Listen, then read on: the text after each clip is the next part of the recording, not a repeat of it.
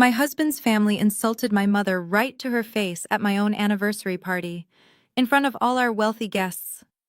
They laughed at her simple homemade dress, whispered that she did not belong in a place like this, and literally told her to go sit quietly in the corner of the kitchen. I watched my mother lower her eyes, pretending not to hear a single word they said just to protect my reputation, but I refused to let them break her. So I calmly walked over to the DJ booth, took the microphone, and made a financial announcement that completely ruined my husband's toxic family and cost them everything they owned. Before I continue this story, let me know where you are watching from in the comments below. Hit like and subscribe if you have ever had to stand up to toxic in-laws who underestimated your worth and tried to make you feel small. My name is Nia, and I am 34 years old. I am the founder and CEO of a highly successful financial technology platform. I built my wealth from the ground up, working late nights and sacrificing everything to turn my vision into reality. But you would never know that by listening to my mother-in-law Vivian or my white sister-in-law Chloe. They walked around acting like they were the elite royalty of Atlanta while secretly drowning in massive debt. My husband Marcus was a corporate investment banker who always turned a blind eye to his family's cruel behavior because he was too obsessed with maintaining his false image. Growing up, my life was the exact opposite of Marcus. His family prided themselves on being part of the old money black elite of the city. They were obsessed with country club memberships, Greek letter organizations, and dropping the right names in every conversation. They looked down on anyone who actually had to work with their hands. My mother, Miss Shirley, is a 62-year-old retired hospital janitor. She spent her entire life doing grueling manual labor, scrubbing floors and cleaning bedpans, just so I could have money for coding camps and college tuition. She is the most selfless, hardworking woman on the planet, and she is the sole reason I am where I am today. The nightmare started last month during my 5th wedding anniversary party. I decided to host a massive celebration at our sprawling penthouse in Buckhead. I wanted it to be perfect. The entire place was decorated with imported white roses and crystal chandeliers hanging from the high ceilings. A live jazz band was playing softly in the background while waiters walked around serving expensive champagne and fancy appetizers. It was a room filled with high society socialites, business tycoons, and local politicians. Everyone was dressed in custom-tailored tuxedos and designer gowns that cost more than a brand-new car. The air smelled of expensive perfume, and the clinking of crystal glasses echoed through the room. I was standing near the main bar talking to a group of my top investors, pretending to listen to their golf stories. Out of the corner of my eye, I saw the heavy oak double doors of the penthouse open. My mother walked in. She had refused my offer to send a private car, saying she preferred to take a cab. She is a simple, humble woman who never cared about luxury brands or showing off. For my special night, she had stayed up late sewing her own dress. It was a modest floral print, knee-length dress that probably cost her $50 in fabric. She carried a small, worn-out leather purse that she had owned for at least 10 years. She looked so proud and so genuinely happy just to be there to celebrate my success. But the moment she stepped into that grand living room, the entire energy shifted. I watched from a distance as the wealthy guests stopped their conversations and turned to stare at her. The whispering started almost immediately. Women dripping in diamonds gave her those subtle, condescending up-and-down looks. They judged her worn-out shoes and her inexpensive handbag. The tension in the room grew thick and heavy with unsaid microaggressions. You could feel the silent judgment radiating from the crowd. My mother stood near the entrance, clutching her purse nervously, clearly realizing that she was the only person there who did not look like a millionaire. The bright, excited smile on her face slowly started to fade as she noticed the stares. I immediately excused myself from the investors and started walking toward her. I wanted to welcome her, give her a huge hug, and make her feel like the queen she truly was to me. I wanted to show everyone in that room that I was incredibly proud of the woman who raised me. But the crowd was thick, and I had to weave my way through groups of talking people, apologizing as I bumped into shoulders and elbows. Before I could reach her, I saw Vivian and Chloe detach themselves from a group of local politicians. They zeroed in on my mother like predators spotting a vulnerable target in the wild. Vivian was wearing a ridiculous emerald green sequined gown that she definitely could not afford. She held her glass of champagne close to her chest, her face twisted into a look of absolute snobbish disgust. Chloe was right beside her with her perfectly blown-out blonde hair and that fake sympathetic smile she always wore when she was about to say something incredibly insulting. They moved directly into my mother's path, completely blocking her from entering the main party area. I tried to walk faster, pushing past a waiter carrying a silver tray of caviar. My heart started to race because I knew exactly how cruel those two women could be. I could see my mother trying to smile politely at them, but her hands were trembling. She had sacrificed everything for me, and now she was standing in my home being treated like an unwanted intruder by the very people who were secretly living off my hard-earned money. I took a deep breath and braced myself for the confrontation that I knew was about to change our lives forever. Before I unleashed my wrath on Vivian and Chloe, I needed to know exactly where my husband stood. Marcus and I had been married for 5 years. We stood at an altar in front of 200 people and took vows to protect each other, to stand by each other through thick and thin. He always claimed he was entirely different from his pretentious family. He always whispered in my ear late at night that he respected my mother and deeply admired everything she had sacrificed to give me a chance at a better life. This was his moment to prove those late-night whispers were actually true. This was his ultimate chance to walk across that polished marble floor, put his arm firmly around the woman who gave birth to his wife, and tell his mother and sister-in-law to back off and show some basic human respect.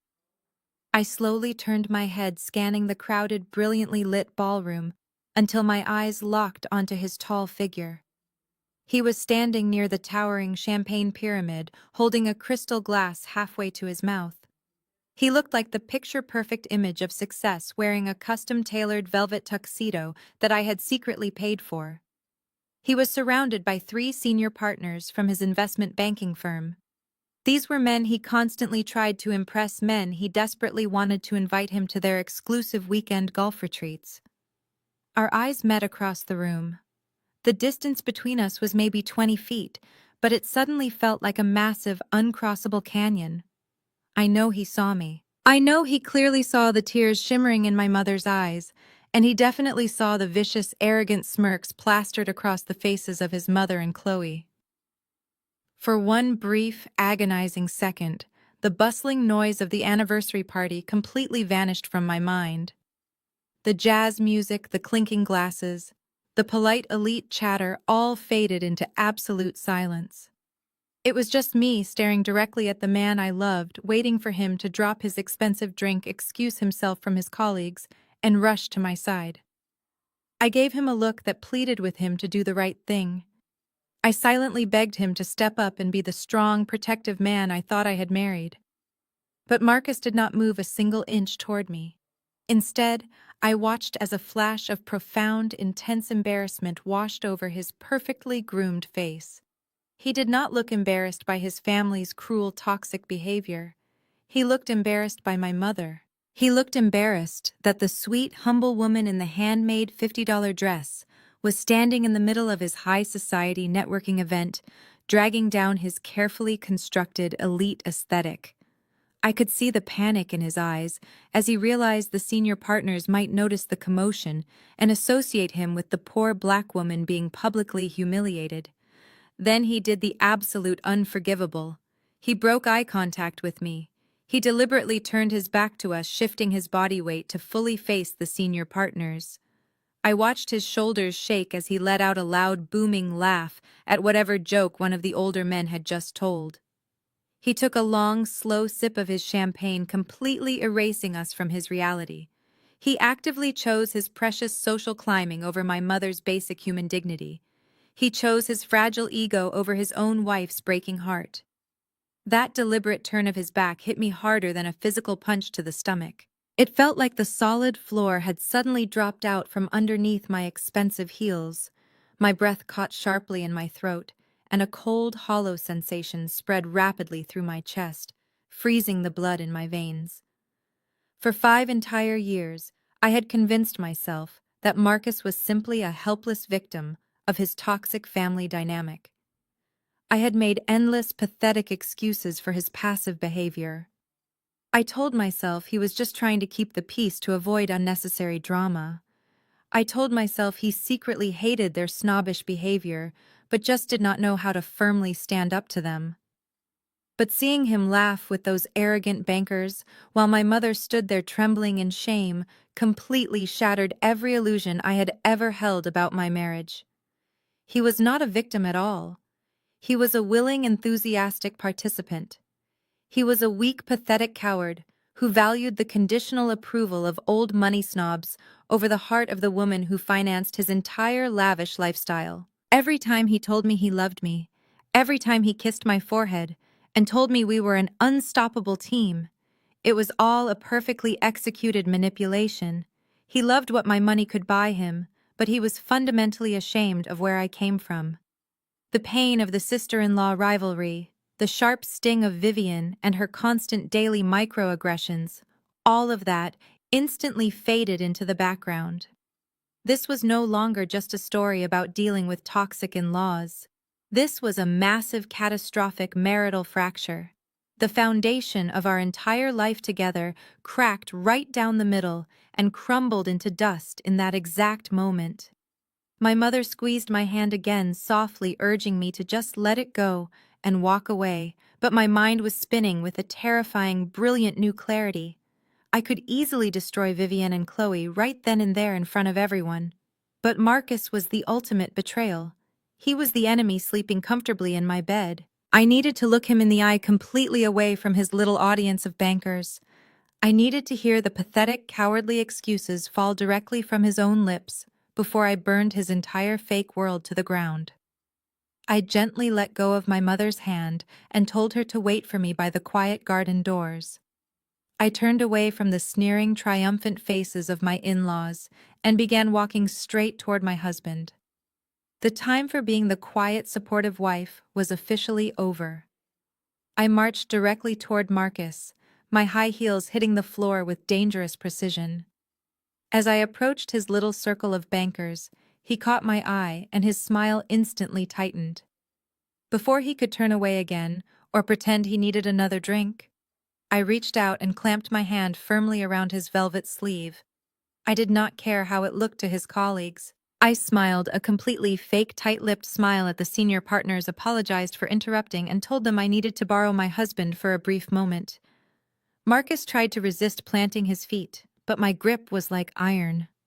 I practically dragged him away from the champagne pyramid and pulled him down the long hallway toward my private home office. I shoved the heavy mahogany double doors open, pushed him inside, and locked the doors behind us. The heavy wood instantly cut off the jazz music and the loud chatter from the party, leaving us in a tense, suffocating silence. This office was my sanctuary. It was lined with custom bookshelves filled with business awards I had won and framed patents for the software I had built from scratch. It was a room that screamed self-made success. Yet Marcus stood in the center of my hard-earned space, adjusting his jacket with a scowl of pure annoyance on his face. He did not look guilty. He looked profoundly inconvenienced by my presence. "What is wrong with you?" he snapped, his voice sharp and highly defensive. "I was right in the middle of closing a massive potential deal with the managing director, and you just dragged me away like a disobedient child. You are completely embarrassing me, Nia, in front of the most important people in this city." I stared at him, feeling a toxic mixture of absolute disgust and pure disbelief. "I am embarrassing you," I fired back, my voice shaking with raw, unfiltered rage. "Your mother and Chloe just publicly humiliated my mother in front of hundreds of people. They told her she looked like a maid and explicitly ordered her to go sit in the corner of the kitchen. And you stood there, laughed with your banking friends, and literally turned your back on us. How could you be such a miserable, spineless coward?" Marcus rolled his eyes, letting out a loud, exaggerated sigh, as if I was being completely irrational and hysterical. "Oh, please, Nia, do not start this ghetto drama right now," he groaned, leaning back against my expensive leather desk. "They were just making a light-hearted joke." Your mother is way too sensitive and you are overreacting as usual. And honestly, you need to look at this from a logical perspective. We are hosting the absolute elite of Atlanta tonight. My family has a certain elite social standard to uphold. Your mother walked in wearing a cheap handmade dress, holding a purse that looks like it was dug out of a thrift store bin. She sticks out. She makes important people uncomfortable just by standing there. My jaw dropped. The man I had slept next to for 5 long years was standing in my house, telling me that the woman who sacrificed her entire life for me was an embarrassing inconvenience. I took a step closer to him, my hands balled into tight white-knuckled fists. My mother scrubbed hospital floors until her knees bled, so I could build the tech company that pays for the very velvet tuxedo you are wearing right now. I warned, my tone dropping to a dangerous, icy whisper. Do not you ever speak about her like that again. You have no real standard, Marcus. You have nothing but fake borrowed pride. Marcus' face turned a deep shade of red with sudden explosive anger. He absolutely hated when I reminded him of our true financial reality. He aggressively pointed his finger directly at my face. You need to drop this defensive, ungrateful attitude right now, he demanded, his voice rising to a shout. You have always had this massive chip on your shoulder about my family's generational wealth. You think just because you got lucky with a little tech startup that you understand how high society actually works. You do not. My family comes from a legacy of Black excellence. We have generations of prestige and social capital that your new money can never buy. You need to learn how to assimilate and respect your betters. He paced across the thick Persian rug, running his hands through his perfectly groomed hair, trying to regain his composed aristocratic facade. I need you to fix your face. Go back out into that ballroom, apologize to my mother for your aggressive behavior, and keep your mother completely out of sight for the rest of the night. Send her home if you have to. This anniversary party has to go absolutely perfectly, Nia. You cannot ruin this crucial night for me. I let out a harsh, bitter laugh that echoed off the mahogany walls. I cannot ruin this for you. Ruin what exactly, Marcus? You are standing in a $12 million house that I completely own, drinking imported champagne that I paid for, surrounded by powerful people who are only attending because of my corporate connections. What exactly are you so desperately afraid I'm going to ruin? Marcus stopped pacing and looked at me with a sickening mixture of desperation and supreme condescension. Because Mother Vivian is about to make a major announcement to the entire ballroom, he said, his voice laced with arrogant, unshakable pride. She is finally opening up the family trust fund. She is going to publicly announce a massive multi-million-dollar capital injection into my new independent investment firm. This is my chance to step out of the shadows of the bank and be a major player in the financial world. If you start a petty, childish fight with her right now, you will jeopardize my entire future and the legacy of our marriage. Do not ruin this family trust fund announcement, Nia. I am warning you. The temperature in the room seemed to plummet instantly. I stared at his smug, expectant face, trying to process the absolute absurdity of the delusion he was currently living in. The intense, burning anger in my chest was suddenly replaced by a sharp, chilling wave of confusion and pity. I slowly shook my head, my mind racing through the mountains of highly confidential financial documents I had meticulously gathered and secured in the hidden wall safe just a few feet away from where we were standing. I knew exactly what his mother was planning, and I knew exactly how fake it all was. I looked him dead in the eye, my voice completely devoid of any emotion, barely above a whisper. What trust fund, Marcus?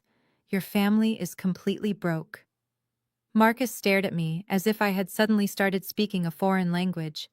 He blinked twice, his mouth opening and closing, before he let out a nervous, dismissive scoff. He told me I was losing my mind, and that my jealousy of his family's legacy was making me delusional. I did not even waste my breath trying to explain the reality of his financial ruin to him. He was too deeply embedded in his own fantasy world to understand the magnitude of what I knew. Without another word, I turned around, unlocked the heavy mahogany doors, and walked right out, leaving him standing alone in my office. I walked back down the long hallway, taking slow, deep breaths to steady my racing heart. The upbeat tempo of the live jazz band slowly filled my ears again, replacing the suffocating silence of the study. I needed to find my mother. I needed to make sure she was safe and untouched by these vipers before I enacted my final plan. As I stepped back out into the grand ballroom, the blinding lights of the crystal chandeliers momentarily disoriented me. I scanned the sea of expensive tuxedos and flowing gowns looking for the familiar floral print of my mother's handmade dress.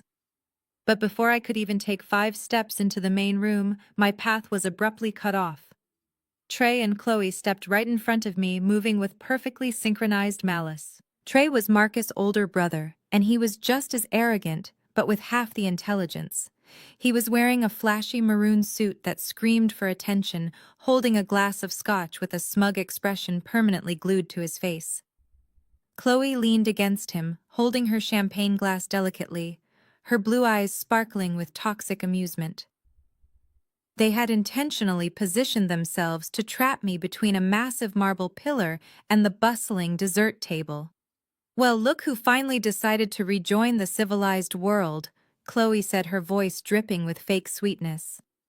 "We were starting to wonder if you got lost in your own house, Nia, or maybe you were just in the back trying to calm down your mother." She seemed a little overwhelmed by all this elegance. I took a deep breath, forcing myself to keep my face completely blank. "My mother is perfectly fine, Chloe," I replied, my voice steady and cold. "She is just not used to being surrounded by people who lack basic manners." Chloe let out a high-pitched giggle that sounded like nails on a chalkboard. "Oh, Nia, do not be so defensive," she purred, reaching out to casually inspect a strand of my hair. "I love what you did with your hair tonight, by the way. Is it new? It looks so exotic. You know I always admire how you people can just change your whole look overnight. It must be so convenient not having to wash it every day." I felt a muscle feather in my jaw. The sheer audacity of her standing in my home, throwing out racist microaggressions wrapped in thinly veiled compliments, was astounding. Trey chuckled, taking a sip of his scotch. "Relax, Chloe," he said lazily, waving his hand. "You know Nia gets a little aggressive when she feels intimidated. We have to be gentle with her. It is a big adjustment moving from her background into our social circle. She is still learning how to fit in." "Intimidated," I repeated, letting the word roll off my tongue with a heavy dose of sarcasm. "Trey, what exactly would I be intimidated by? Your failing startup company that just lost its third major investor this quarter. Or maybe I should be intimidated by the fact that your credit card was loudly declined at the country club last weekend. I heard the waiter had to ask you to step aside because you were holding up the line." Trey's smug smile instantly vanished, completely wiped from his face. His jaw tightened, and he looked around nervously to see if anyone nearby had heard my comment. Chloe immediately dropped her fake sweet persona, her blue eyes narrowing into venomous slits. "You have a lot of nerve speaking to my husband that way," Chloe hissed, stepping closer to me. "You might have some new tech money, Nia, but you will never have our class. You and your mother are exactly the same. You can dress yourselves up and buy big houses, but underneath it all, you are just loud, angry women trying to desperately climb a ladder you do not belong on." Mother Vivian is about to remind everyone exactly who the real elite are tonight. Chloe sighed dramatically, resting her hand on Trey's chest, trying to regain her composure. "You know, Nia, we actually feel sorry for you," she continued, her tone shifting into mock pity. "It must be exhausting having to constantly prove you deserve to be in these rooms. Trey was just telling me how much pressure Marcus is under, having to constantly coach you on proper etiquette. And honestly, we were all quite shocked when you invited your mother. I mean, it is wonderful that you are so loyal to your roots, but bringing her to an event like this, it is just a bit tone-deaf, do not you think? People are starting to ask questions. They are wondering if your tech company is really as successful as you claim, or if it is just a product of all those diversity grants they are handing out these days." I stared at her, letting the sheer ignorance of her words hang in the air. Diversity grants. I built my company in a tiny apartment while working 3 jobs. I coded the entire beta platform myself. I secured millions in venture capital through sheer brilliance and relentless hard work. And here was this talentless woman whose biggest accomplishment was marrying a man who was living off his mother's empty promises, trying to diminish my entire existence. I took a half step forward, invading her personal space the exact way she had invaded my mother's earlier. "Let me make something incredibly clear to you, Chloe," I said, my voice dropping to a low, steady octave that carried a deadly weight. "I do not need coaching on etiquette from a family that considers screaming at retail workers a hobby, and I certainly do not need business advice from a woman whose boutique has been operating at a massive loss for 2 consecutive years. The only reason people are looking at my mother tonight is because she is the only person in this entire room with genuine grace. You can wear all the designer clothes you want, Chloe, but your insecurity is incredibly loud." Chloe physically recoiled, taking a step back until she bumped into Trey. Her face flushed a furious shade of pink. She let out a shaky breath, her eyes widening as she immediately played the victim. She looked around at the nearby guests, trying to draw their attention to our confrontation. "Look at how aggressive she is getting." Trey, Chloe whimpered, her voice intentionally loud enough for an older couple standing near the dessert table to hear. "I was just trying to have a polite conversation with her, and she immediately attacks us. This is exactly what your mother was talking about. You just cannot reason with these people." The older couple threw a disapproving glance in my direction, clearly buying into Chloe's pathetic performance. It was the classic setup. The delicate blonde woman playing the innocent victim while painting the successful black woman as the angry, unhinged aggressor. It was a script she knew by heart, and she played her role flawlessly. But I was not about to fall into her trap and give her the explosive reaction she desperately wanted. I refused to be the angry black woman for her entertainment. Instead, I offered her a serene, patronizing smile. "Save the community theater performance, Chloe," I said smoothly, brushing an imaginary piece of lint off my expensive silk dress. "The fake tears might work on your husband when you need him to pay off your secret credit card debts, but they do absolutely nothing for me. You wanted to trap me in a corner and put me in my place, but you brought a butter knife to a gunfight. I had the absolute power to tell her right then and there that I was the silent majority owner of her precious boutique chain. I could have completely destroyed her arrogant world with a single sentence. But I held my tongue. The satisfaction of a quiet clap back was nothing compared to the absolute devastation of a public execution. I sidestepped them entirely, moving gracefully past Trey's rigid shoulder. I could feel their furious eyes burning holes into my back as I walked away. My heart was pounding with adrenaline, but my mind was completely focused. The verbal spar had only confirmed what I already knew. They were incredibly arrogant but fundamentally weak. They relied entirely on intimidation and false superiority to maintain their fragile egos. They had absolutely no idea that the ground they were standing on was already crumbling beneath their feet.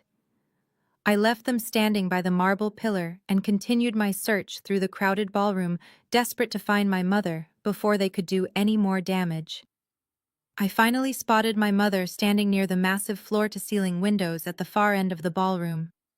She had retreated as far away from the center of attention as physically possible, trying to blend into the heavy velvet curtains. She was holding a glass of tap water, looking out at the dark, perfectly manicured gardens. Her shoulders were hunched and she looked so incredibly small. The vibrant, joyful energy she had walked in with was completely gone, stolen by people who did not have a fraction of her character. Seeing her look so defeated in my own home shattered my heart, but it also solidified my absolute resolve to ruin every single person who had made her feel that way. I started walking toward her, navigating through the wealthy guests who were currently busy discussing stock portfolios and luxury vacations. But before I could reach her, I saw a flash of blonde hair cutting through the crowd from the opposite direction. It was Chloe. She had not let my earlier warning deter her at all. In fact, her bruised ego had clearly driven her to seek out an easier target.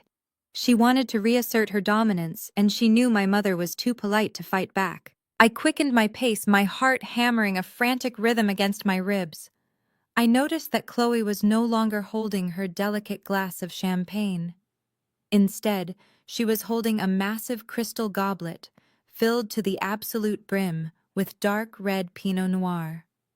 Nobody drinks heavy red wine while walking through a crowded ballroom full of people wearing light-colored designer gowns unless they have a specific malicious intention. Chloe approached my mother with the predatory glide of a snake. I was still 10 feet away, trapped behind a group of boisterous politicians, when I saw Chloe intentionally speed up her steps. She did not even pretend to trip. She simply walked directly into my mother's personal space and violently jerked her wrist forward. The dark red wine splashed heavily onto the front of my mother's handmade floral dress. The rich burgundy liquid instantly soaked into the modest fabric, spreading like a massive ugly bruise across the delicate flowers my mother had so carefully sewn together. The wine dripped down the skirt and splattered onto her worn-out shoes, leaving dark red droplets on the pristine white marble floor. A collective audible gasp ripped through the immediate circle of guests. The jazz music seemed to fade into the background as everyone turned to witness the spectacle. "Oh my goodness, Miss Shirley!" Chloe practically screamed, her voice laced with heavy theatrical shock. Her hands flew up to cover her mouth, in a perfectly calculated gesture of fake horror. "I am so incredibly sorry. I just did not see you standing there hiding in the shadows. You really should be careful where you stand in a room full of important people moving around. It is so easy for someone like you to just get completely overlooked." My mother stood completely frozen. Her hands were shaking violently as she looked down at the ruined fabric. This was the dress she had spent 3 sleepless nights working on. She had carefully selected the pattern and proudly showed it to me on a video call just last week. Now it was ruined, stained by the arrogant cruelty of a woman who had never worked a hard day in her entire life. A single tear escaped my mother's eye and rolled down her wrinkled cheek. The humiliation had officially reached its absolute peak. Several wealthy socialites nearby began to whisper behind their hands, their eyes darting between Chloe and the poor older woman dripping in cheap wine. They were eating up the drama, waiting to see how the hired help would react to being put in her place. I broke through the crowd and stepped directly between Chloe and my mother. The entire room seemed to hold its collective breath. Chloe took a half step back, her fake sympathetic smile faltering just a tiny bit when she saw the look in my eyes. She was waiting for me to explode. She wanted me to scream and shout and throw a drink in her face so she could point her perfectly manicured finger and call me an angry, unhinged woman in front of Atlanta's elite. But I refused to give her the satisfaction of my anger. I did not cry. I did not raise my voice.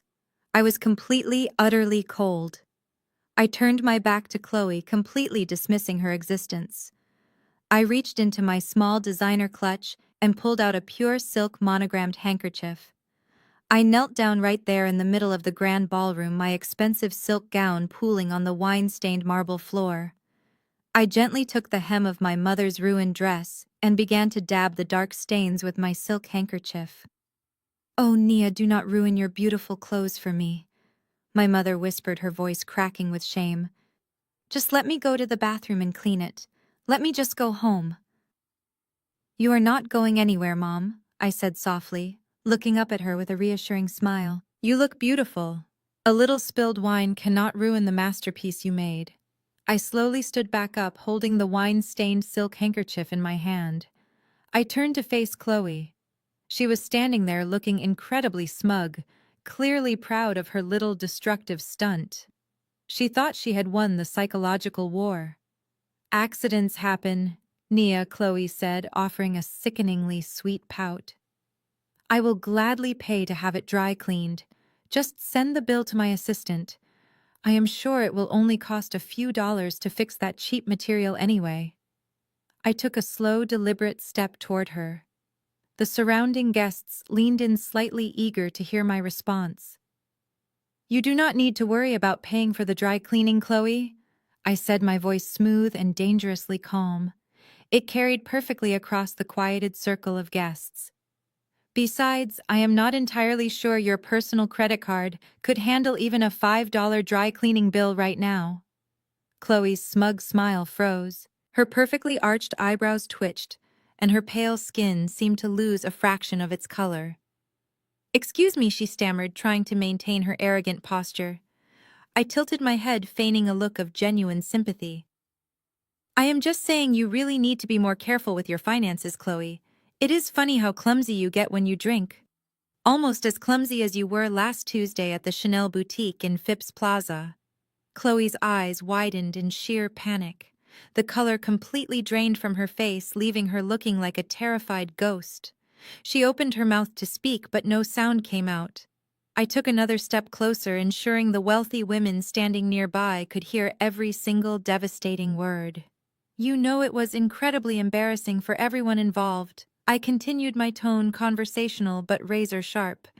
"You tried to buy that limited edition lambskin flap bag to impress your little country club friends, but your personal platinum card was loudly declined at the register. Not just once, but 3 separate times.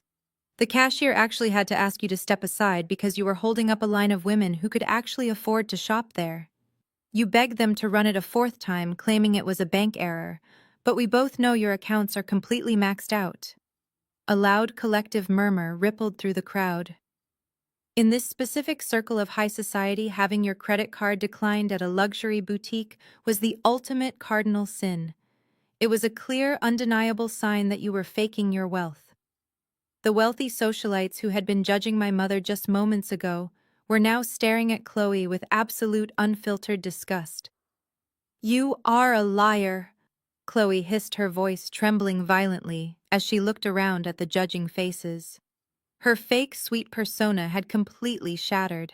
She was gripping her empty wine glass so tightly I thought it might shatter in her hand. "Stop making up these ridiculous ghetto lies about me." I smiled, a cold, terrifying smile. "I do not need to lie, Chloe. I know exactly what your financial situation looks like down to the very last penny. You walk around this party pouring wine on hard-working women, pretending you belong in the upper echelon of society. But underneath those expensive blonde extensions, you are absolutely terrified because you know you are completely broke. You are nothing but a massive fraud living in a house of cards, and the wind is starting to blow." Chloe stumbled backward, her chest heaving as she struggled to breathe. She looked frantically around the room for her husband Trey, but he was nowhere to be found. The powerful elite women she had spent years desperately trying to impress were now actively stepping away from her, creating a wide circle of isolation around her trembling figure. The sheer humiliation radiating off her was palpable. I turned away from her pale, shaking form and gently placed my hand on my mother's arm. The audience of elite guests watched in stunned silence as the power dynamic in the room fundamentally shifted. They had just witnessed a masterclass in psychological destruction, and they knew the counterattack was only just beginning. I guided my mother gently away from the scene, leaving Chloe standing completely alone in the center of the room, drowning in the public exposure of her own pathetic lies. I led my mother toward a quiet alcove near the garden terrace, far away from the glaring eyes of the ballroom. I found a plush velvet chair and gently helped her sit down, making sure she was comfortable. The dark wine stain on her dress was still visible, but her breathing had finally started to slow down. I stood beside her, acting as a physical shield between her and the rest of the room. I was just about to ask a waiter to bring us some sparkling water when a sharp, piercing sound cut through the ambient noise of the party. It was the distinct sound of a silver spoon repeatedly clinking against fine crystal. The live jazz band immediately stopped playing mid-note.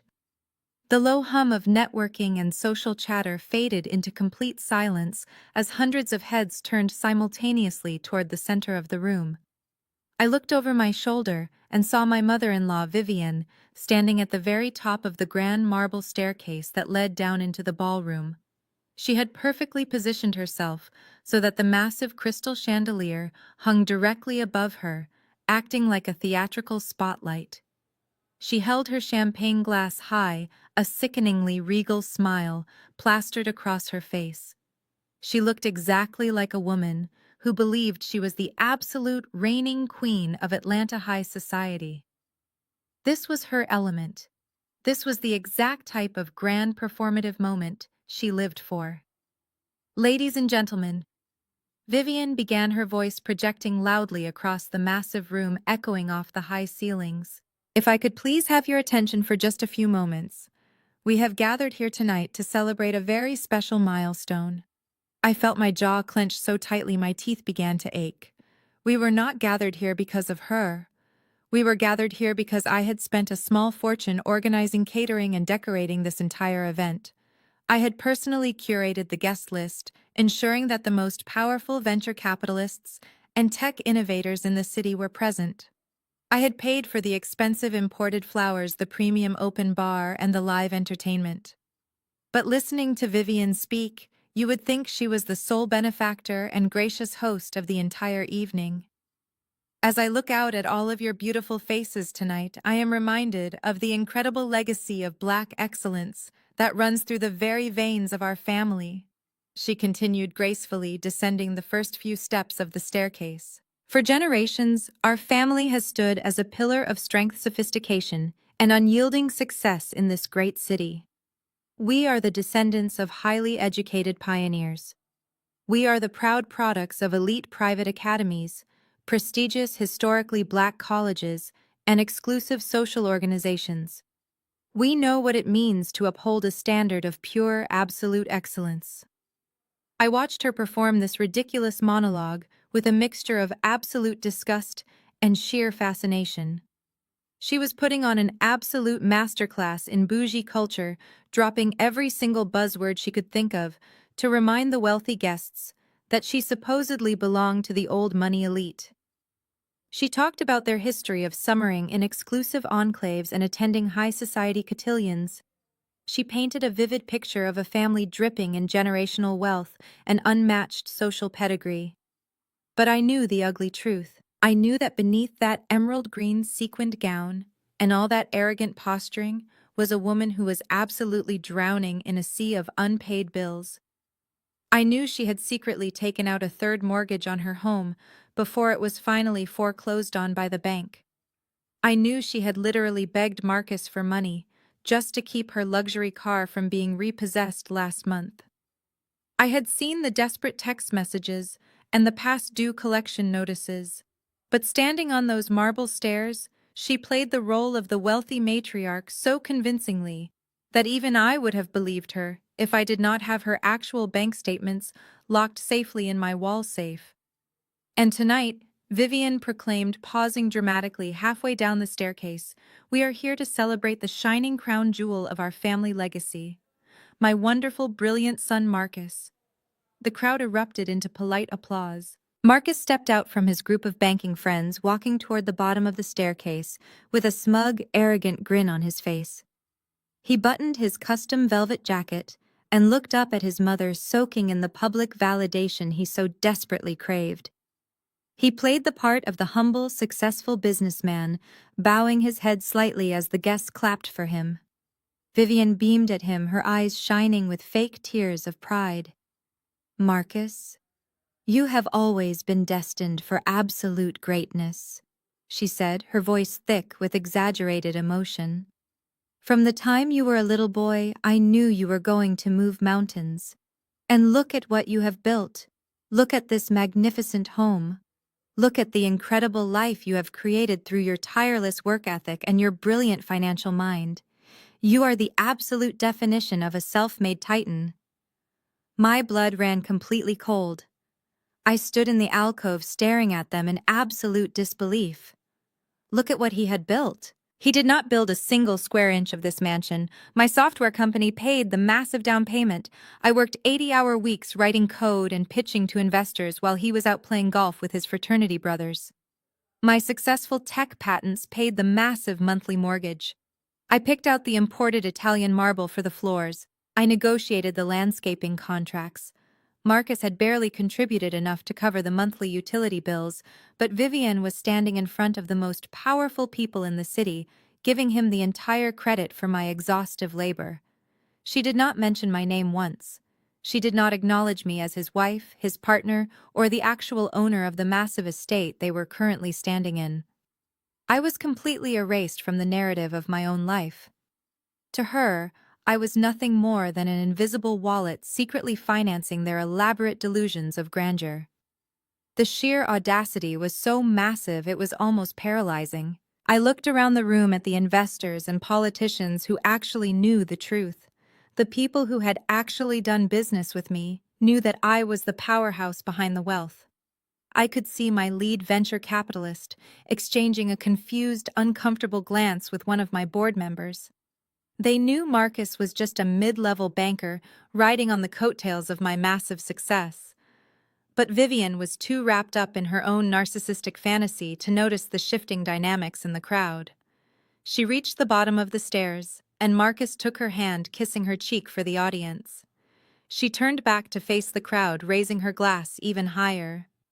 "Our family has always believed in supporting our own," Vivian declared, her voice ringing with absolute authority.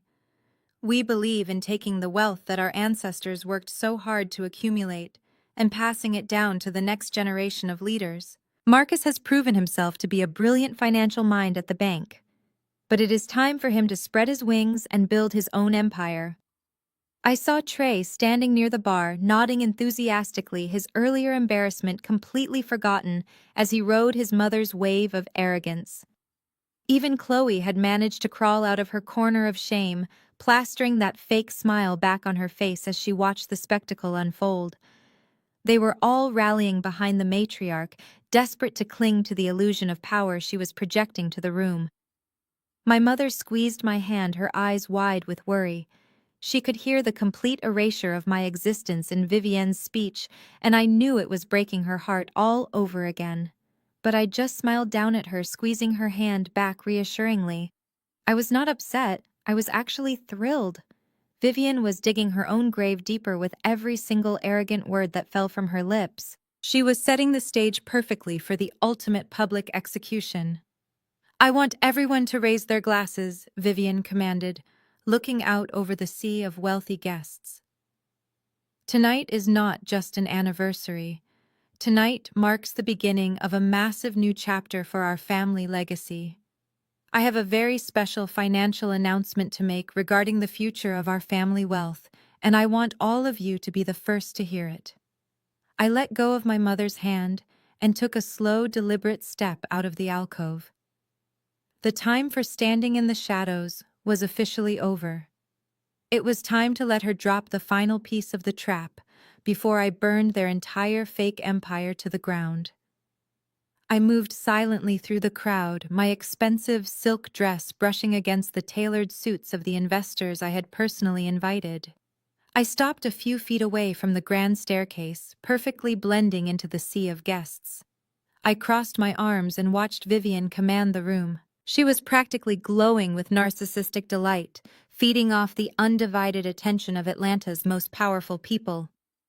As many of you know, our family has meticulously managed a private generational trust fund for over 8 decades. Vivian projected her voice echoing off the high ceilings. "We have always been extremely discreet about our wealth, preferring to move quietly in the background.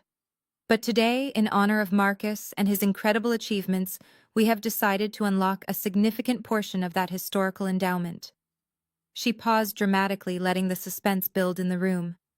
I could see my lead venture capitalist raising an eyebrow, clearly confused by this sudden revelation of hidden family wealth. He knew Marcus was just a mid-level employee at a standard commercial bank. "I am absolutely thrilled to officially announce that the family trust is providing an initial capital injection of $5 million. Vivian declared, her chest puffed out with arrogant pride. "This money will be used to launch Marcus into his own independent investment firm, making him a major player in the global financial market."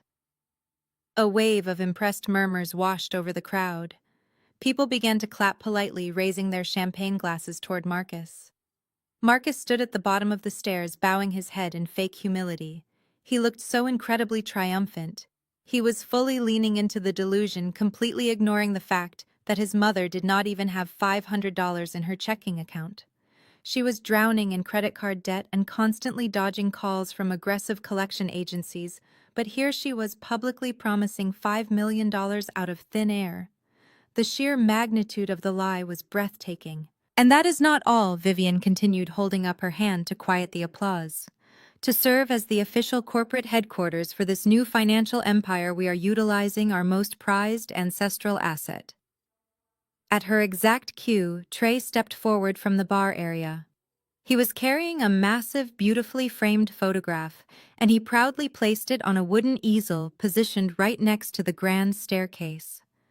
The crowd shifted slightly to get a better look. It was a stunning picture of a sprawling historic colonial mansion. The house featured massive white pillars wrap-around porches, and it was surrounded by ancient weeping willow trees and lush, perfectly manicured gardens. It looked like a property straight out of a billionaire luxury magazine. The Savannah Estate. Vivian sighed dramatically, placing her hand over her heart, as if she were deeply moved by her own words. This magnificent property has been the crown jewel of our family for generations. It is a symbol of our enduring power, our rich history, and our impeccable taste. We have recently completed a multi-million-dollar renovation to restore it to its original breathtaking glory. Starting next month, we will be hosting exclusive corporate retreats there for Marcus and his top-tier wealthy clients. The guests let out an audible gasp of admiration.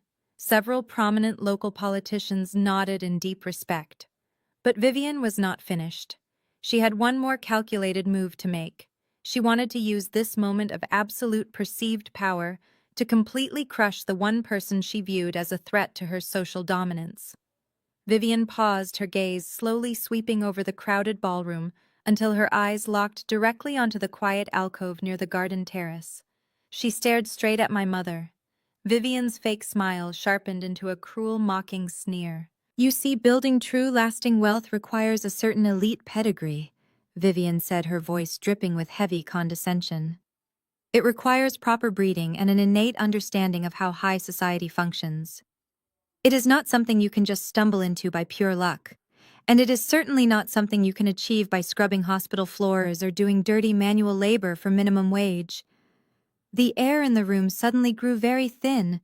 The blatant insult was impossible to ignore. It takes generations of excellence to secure a legacy like the Savannah Estate. Vivian continued, her voice rising with malicious authority. "Some people are simply meant to build massive empires and lead the community, while others are unfortunately just destined to clean up after them. We must all learn to accept our proper places in the social order. Is not that right, Miss Shirley?" The silence that followed was heavy and suffocating. A few of my tech investors looked incredibly uncomfortable, shifting their weight and looking away. But then, the unthinkable happened. Chloe let out a loud, obnoxious laugh from her spot near the marble pillar. Trey immediately joined in, clapping his hands together in aggressive agreement. Seeing their confident reaction, a few of the older elite guests, the ones who had completely bought into Vivian's aristocratic performance, actually nodded in agreement. Slowly, a smattering of applause broke out. Within seconds, the entire ballroom was clapping, applauding the announcement, and completely ignoring the blatant, targeted humiliation of a sweet, elderly woman. I watched Marcus, the man who had vowed to protect me, smile and clap along with the rest of his toxic family. He was actively celebrating the public degradation of my mother. I stood completely frozen in the middle of the crowd, listening to the thunderous applause echoing around me. Anyone else might have broken down in tears right then and there. Anyone else might have started screaming, throwing crystal glasses, and demanding that everyone get out of their house immediately. But I did not feel the urge to scream. The blinding red-hot rage that had been boiling inside my chest suddenly crystallized into pure, absolute ice. As I stared at the framed photograph of the Savannah mansion sitting on the easel, a strange, tingling sensation spread through my entire body. I looked at Vivian, basking in the unearned applause.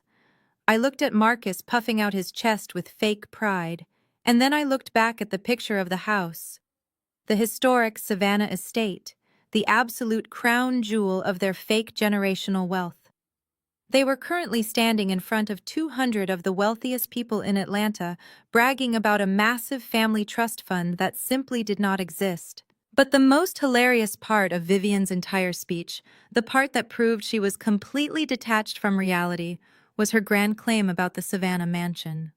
She was publicly boasting about a house that the bank had brutally foreclosed on nearly 8 months ago, due to her massive unpaid debts and third mortgages.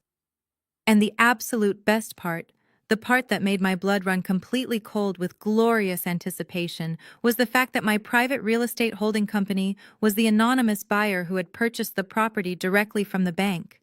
I owned the Savannah estate. Every single brick, every single weeping willow tree, and every blade of grass belonged entirely to me.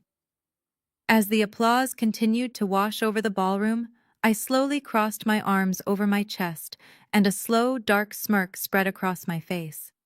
It was time to introduce them to the real owner. Before I took another step toward that grand staircase to rip away their pathetic illusion, I turned back to the quiet velvet alcove. I wanted my mother standing right beside me when I delivered the final crushing blow. I wanted her to see the exact moment the arrogant smirks were completely wiped off their faces. But when I looked over my shoulder, the plush velvet seat was completely empty. The half-empty glass of tap water sat abandoned on the small side table. A sudden spike of panic pierced through my chest, completely overriding the cold, calculating anger I had just felt. I whipped my head around, scanning the dense crowd of cheering guests. The ballroom was still erupting in applause for Marcus and his fake new empire. People were raising their crystal flutes and patting him on the back, completely oblivious to the brutal psychological warfare that had just taken place. I pushed my way through a group of wealthy socialites, ignoring their confused expressions as I frantically searched for the familiar handmade floral dress. Then I saw it. Out of the corner of my eye, I caught a brief flash of floral fabric slipping behind the heavy stainless steel swinging doors, located at the far end of the room. It was the entrance to the massive catering kitchen. My heart sank heavily into my stomach. Vivian had literally told her to go sit in the corner of the kitchen, and my sweet, exhausted mother had actually listened. I marched past the dessert tables and shoved the heavy metal doors open, stepping out of the glamorous illusion and into the stark, harsh reality of the service area. The contrast between the two spaces was absolutely jarring. On one side of the doors there was warm golden lighting, the soft, elegant sounds of live jazz music, and the intoxicating scent of expensive imported perfumes. On the other side there was blinding fluorescent lighting, the overwhelming smell of roasted meats and industrial bleach, and the chaotic, deafening clatter of 50 catering staff members rushing to plate the next course. I navigated through the maze of stainless steel prep tables, dodging waiters carrying massive silver trays. I finally found her tucked away in the deepest, most humiliating corner of the room. She was standing right next to the giant industrial trash bins near the back service elevator. The symbolism of her location made me physically sick. This was exactly where Vivian and Chloe wanted her.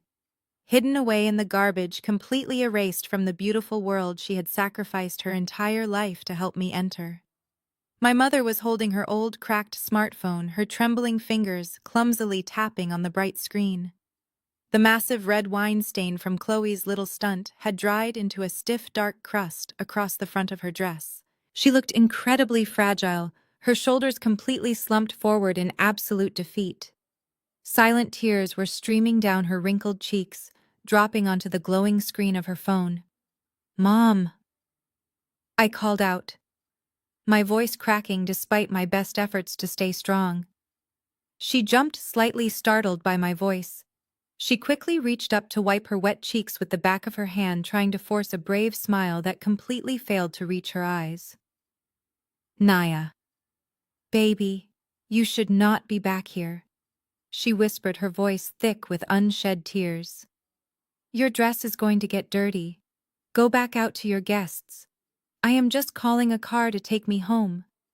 "You are not leaving," I said, stepping closer to her and ignoring the bustling catering staff moving around us. The party is not even halfway over. My mother shook her head vigorously, staring down at her worn-out shoes. I have to go, Nia. Vivian was right. I do not belong here. I stick out like a sore thumb, and I am just making everyone uncomfortable. I am embarrassing your husband, and I am embarrassing you. I just wanted to come and see my beautiful daughter shine in her new life, but I am just casting a dark shadow over your special night. Hearing the woman who gave me everything speak about herself with such profound shame absolutely shattered me. I closed the distance between us and gently took the cracked smartphone out of her trembling hands. The screen showed an active ride-sharing request. She had selected the cheapest shared car option to take her back to her modest apartment. Without hesitating, I pressed the cancel button and slipped the phone into my designer clutch. You are not casting a shadow over anything, I said, my voice trembling with a mixture of deep sorrow and ferocious anger. You are the only reason I have any light at all. Do you honestly think I care about what those arrogant vultures outside have to say about you? She looked up at me, her eyes wide and vulnerable. But your husband, she started, her voice trailing off as another tear slipped down her cheek. Marcus was so ashamed of me, Nia. I saw the way he turned his back. I saw the way his friends looked at me. I do not want to be the reason your marriage falls apart.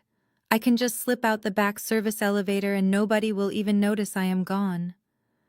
I reached out and gently held both of her arms, forcing her to look me directly in the eyes. I needed her to understand the absolute truth before I burned the entire house down. My marriage is already over, Mom, I said firmly, letting the reality of those words sink in for both of us. Marcus is a coward. He is a weak, pathetic man who values the opinions of broke socialites over the woman who actually pays for the roof over his head. My mother gasped softly, her hands flying up to cover her mouth. Nia, please do not say things you cannot take back. You have built such a beautiful life here. This life is beautiful because I built it. I corrected her, my voice gaining strength and volume. I built it with the work ethic you taught me. You scrubbed hospital floors on your hands and knees so I could sit in boardrooms. You wore the same winter coat for 10 years so I could have a brand new laptop for college. You built a real empire with a mop and a bucket while the people out in that ballroom are currently suffocating under mountains of credit card debt just to pretend they are rich. I pointed back toward the heavy swinging doors that separated us from the party. The people standing out there drinking my champagne are completely broke, Mom. Vivian is drowning in debt. Trey and Chloe are a financial disaster. They are standing on a stage that I bought, and they have the absolute audacity to look down on you. They told you to come to the kitchen because they are terrified of your authenticity. They want to hide you away because standing next to a real, hard-working woman exposes exactly how fake they truly are. My mother stared at me, her tears slowly stopping as she processed the heavy weight of my words. She had spent her entire evening shrinking herself, trying to make herself as small as possible to fit into their narrow, arrogant worldview. Now she was finally seeing the massive cracks in their perfect, aristocratic facade. I will never let you leave my house through a back service elevator like an unwanted piece of trash, I said, my voice dropping to a low, fierce whisper. You are going to walk back out there with your head held high. You are going to stand right next to me while I take a wrecking ball to their entire pathetic reality. But first I need to make a quick stop at my office. I have a few very important documents that Mother Vivian is going to want to see. I wrapped my arms securely around her waist. She hesitated for one brief second, looking down at the massive wine stain on her dress. I pulled her closer, letting her know that the stain did not matter. It was a badge of honor in a room full of cowards. I guided her away from the trash bins, away from the service elevator, and marched her right back toward the swinging metal doors. The time for crying in the kitchen was over. The time for absolute destruction had arrived. We only took 3 steps toward those heavy metal doors before my mother stopped dead in her tracks. She planted her worn-out shoes firmly on the kitchen tile and gently pulled her arm out of my grasp. I turned around to look at her, expecting to see more tears, but instead, I saw a deep, desperate terror in her eyes. She was breathing heavily, shaking her head as she looked frantically back toward the dark corner by the trash bins. It was as if she was physically allergic to the idea of standing up for herself. She reached out and grabbed both of my hands, gripping them with a surprising, desperate strength. "Nia, please listen to me," she begged, her voice completely raw and cracking under the heavy emotional weight. "You cannot do this. You cannot throw away your entire marriage and your beautiful life over one bad night. Do you remember the hospital? Do you remember those brutal double shifts I used to work? I scrubbed those hospital floors on my hands and knees every single night. I worked with those harsh industrial chemicals until my skin cracked open and my hands literally bled. I would come home when the sun was coming up and my lungs would burn from the bleach. I did all of that just so I could afford to put you in those expensive advanced coding classes. I destroyed my own body so you would never have to work a minimum wage job. I sacrificed everything so you could escape our neighborhood and build a real life." She paused, trying to catch her breath as the loud catering staff continued to rush past us, completely ignoring our intense private moment.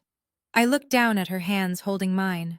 I could clearly see the permanent thick scars on her knuckles and the deep calluses that would never fully fade. "I did not bleed so you could end up divorced and fighting with your wealthy in-laws," she continued, her voice dropping to a desperate whisper. "I wanted you to have the perfect family, Nia. I wanted you to have a husband with a respectable job and a beautiful house in a safe neighborhood. I wanted you to have a family that wore nice clothes and went to fancy country clubs. You have the perfect family now. They are important, elite people, Nia. Sometimes you just have to swallow your pride and endure things to keep the peace. You have to endure it for the sake of the family. Look at what you have built here. Do not let my foolish pride tear down your perfect family. Please just let me leave and you go back out there and smile for your guests." A single hot tear escaped my eye and rolled slowly down my cheek. I stood there in the harsh, blinding fluorescent light of that catering kitchen, letting her desperate words wash over me. She had spent her entire adult life swallowing her pride and enduring unimaginable pain just to give me a chance at success. She viewed my marriage to Marcus as her ultimate victory. To her, Marcus and his arrogant relatives represented the pinnacle of high society perfection. She honestly believed that enduring their toxic abuse was just the necessary price of admission into this wealthy world. She was willing to let them treat her like absolute garbage just to protect my fragile illusion of a perfect life. As that single tear fell from my chin and splashed onto the cold tile floor, a massive fundamental shift occurred deep inside my soul. The heavy, crushing sadness that had been suffocating me all night instantly evaporated into thin air. Every ounce of grief I felt over my failed marriage completely vanished. In its place, a cold, dark, and absolute rage began to burn. It was a pure, concentrated fury, unlike anything I had ever experienced in my entire life. My vision tunneled and my heartbeat slowed to a calm, deadly rhythm. I looked at the woman who had given me the world and realized I had been letting monsters live in her castle. I squeezed her scarred hands tightly, forcing her to look up and meet my eyes. I needed her to hear the absolute, unwavering conviction in my voice. "They are not family, Mom." I said my words, cutting through the chaotic noise of the kitchen like a razor blade. "They are parasites."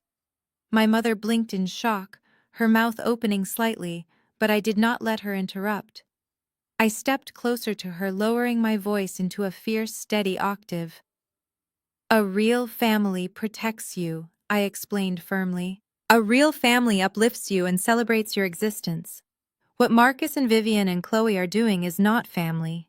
They are leeches who have attached themselves to my success. They are feeding off my hard work while simultaneously trying to destroy the very roots that made me strong. You think they are the perfect family just because they wear designer clothes and speak with an arrogant tone. But under all that fake glamour, they are nothing but broke, desperate cowards." I let go of one of her hands and pointed toward the swinging metal doors that led back to the party. "The perfect family you always dreamed of me having is a complete mirage, Mom. It is a shiny, beautiful apple that is completely rotten on the inside. Enduring their abuse is not keeping the peace. It is just feeding the parasites. They do not respect me, and they certainly do not respect you. They are draining my bank accounts, living in houses I secretly purchased, and using my hard-earned money to buy the imported champagne they are currently using to toast their own fake superiority. Marcus is not a respectable husband. He is a pathetic, weak man who uses my bank account to fund his mother's narcissistic delusions. My mother stared at me, her eyes wide, as the true reality of my situation finally started to sink in. I could see the decades of social conditioning and self-doubt actively fighting against the undeniable truth in my words. I would rather lose every single dime I ever made and go back to living in our tiny one-bedroom apartment than spend another second pretending these leeches are my equals, I told her, my voice filled with a terrifying calm. I did not spend years building a multi-million-dollar tech company just to let a bunch of broke socialites disrespect the woman who scrubbed floors to get me there. Enduring their cruelty does not make us noble, Mom. It just makes us their victims, and I absolutely refuse to be a victim in my own house. I reached up and gently wiped a stray tear from her wrinkled cheek. By the end of this night, they will never be able to look down on anyone ever again, I promised her, looking deep into her eyes. I am going to surgically remove them from my life, and I am going to make sure they feel the absolute agonizing pain of that separation. They wanted to show everyone who the real elite are tonight. I am going to give them exactly what they asked for. My mother looked at the cold, unyielding determination burning in my eyes. She looked down at her own scarred hands, and then back up at me. The deep terror that had been paralyzing her slowly began to fade away, replaced by a quiet, rising strength. She had fought her whole life to make me strong, and she was finally seeing the full, terrifying extent of that strength.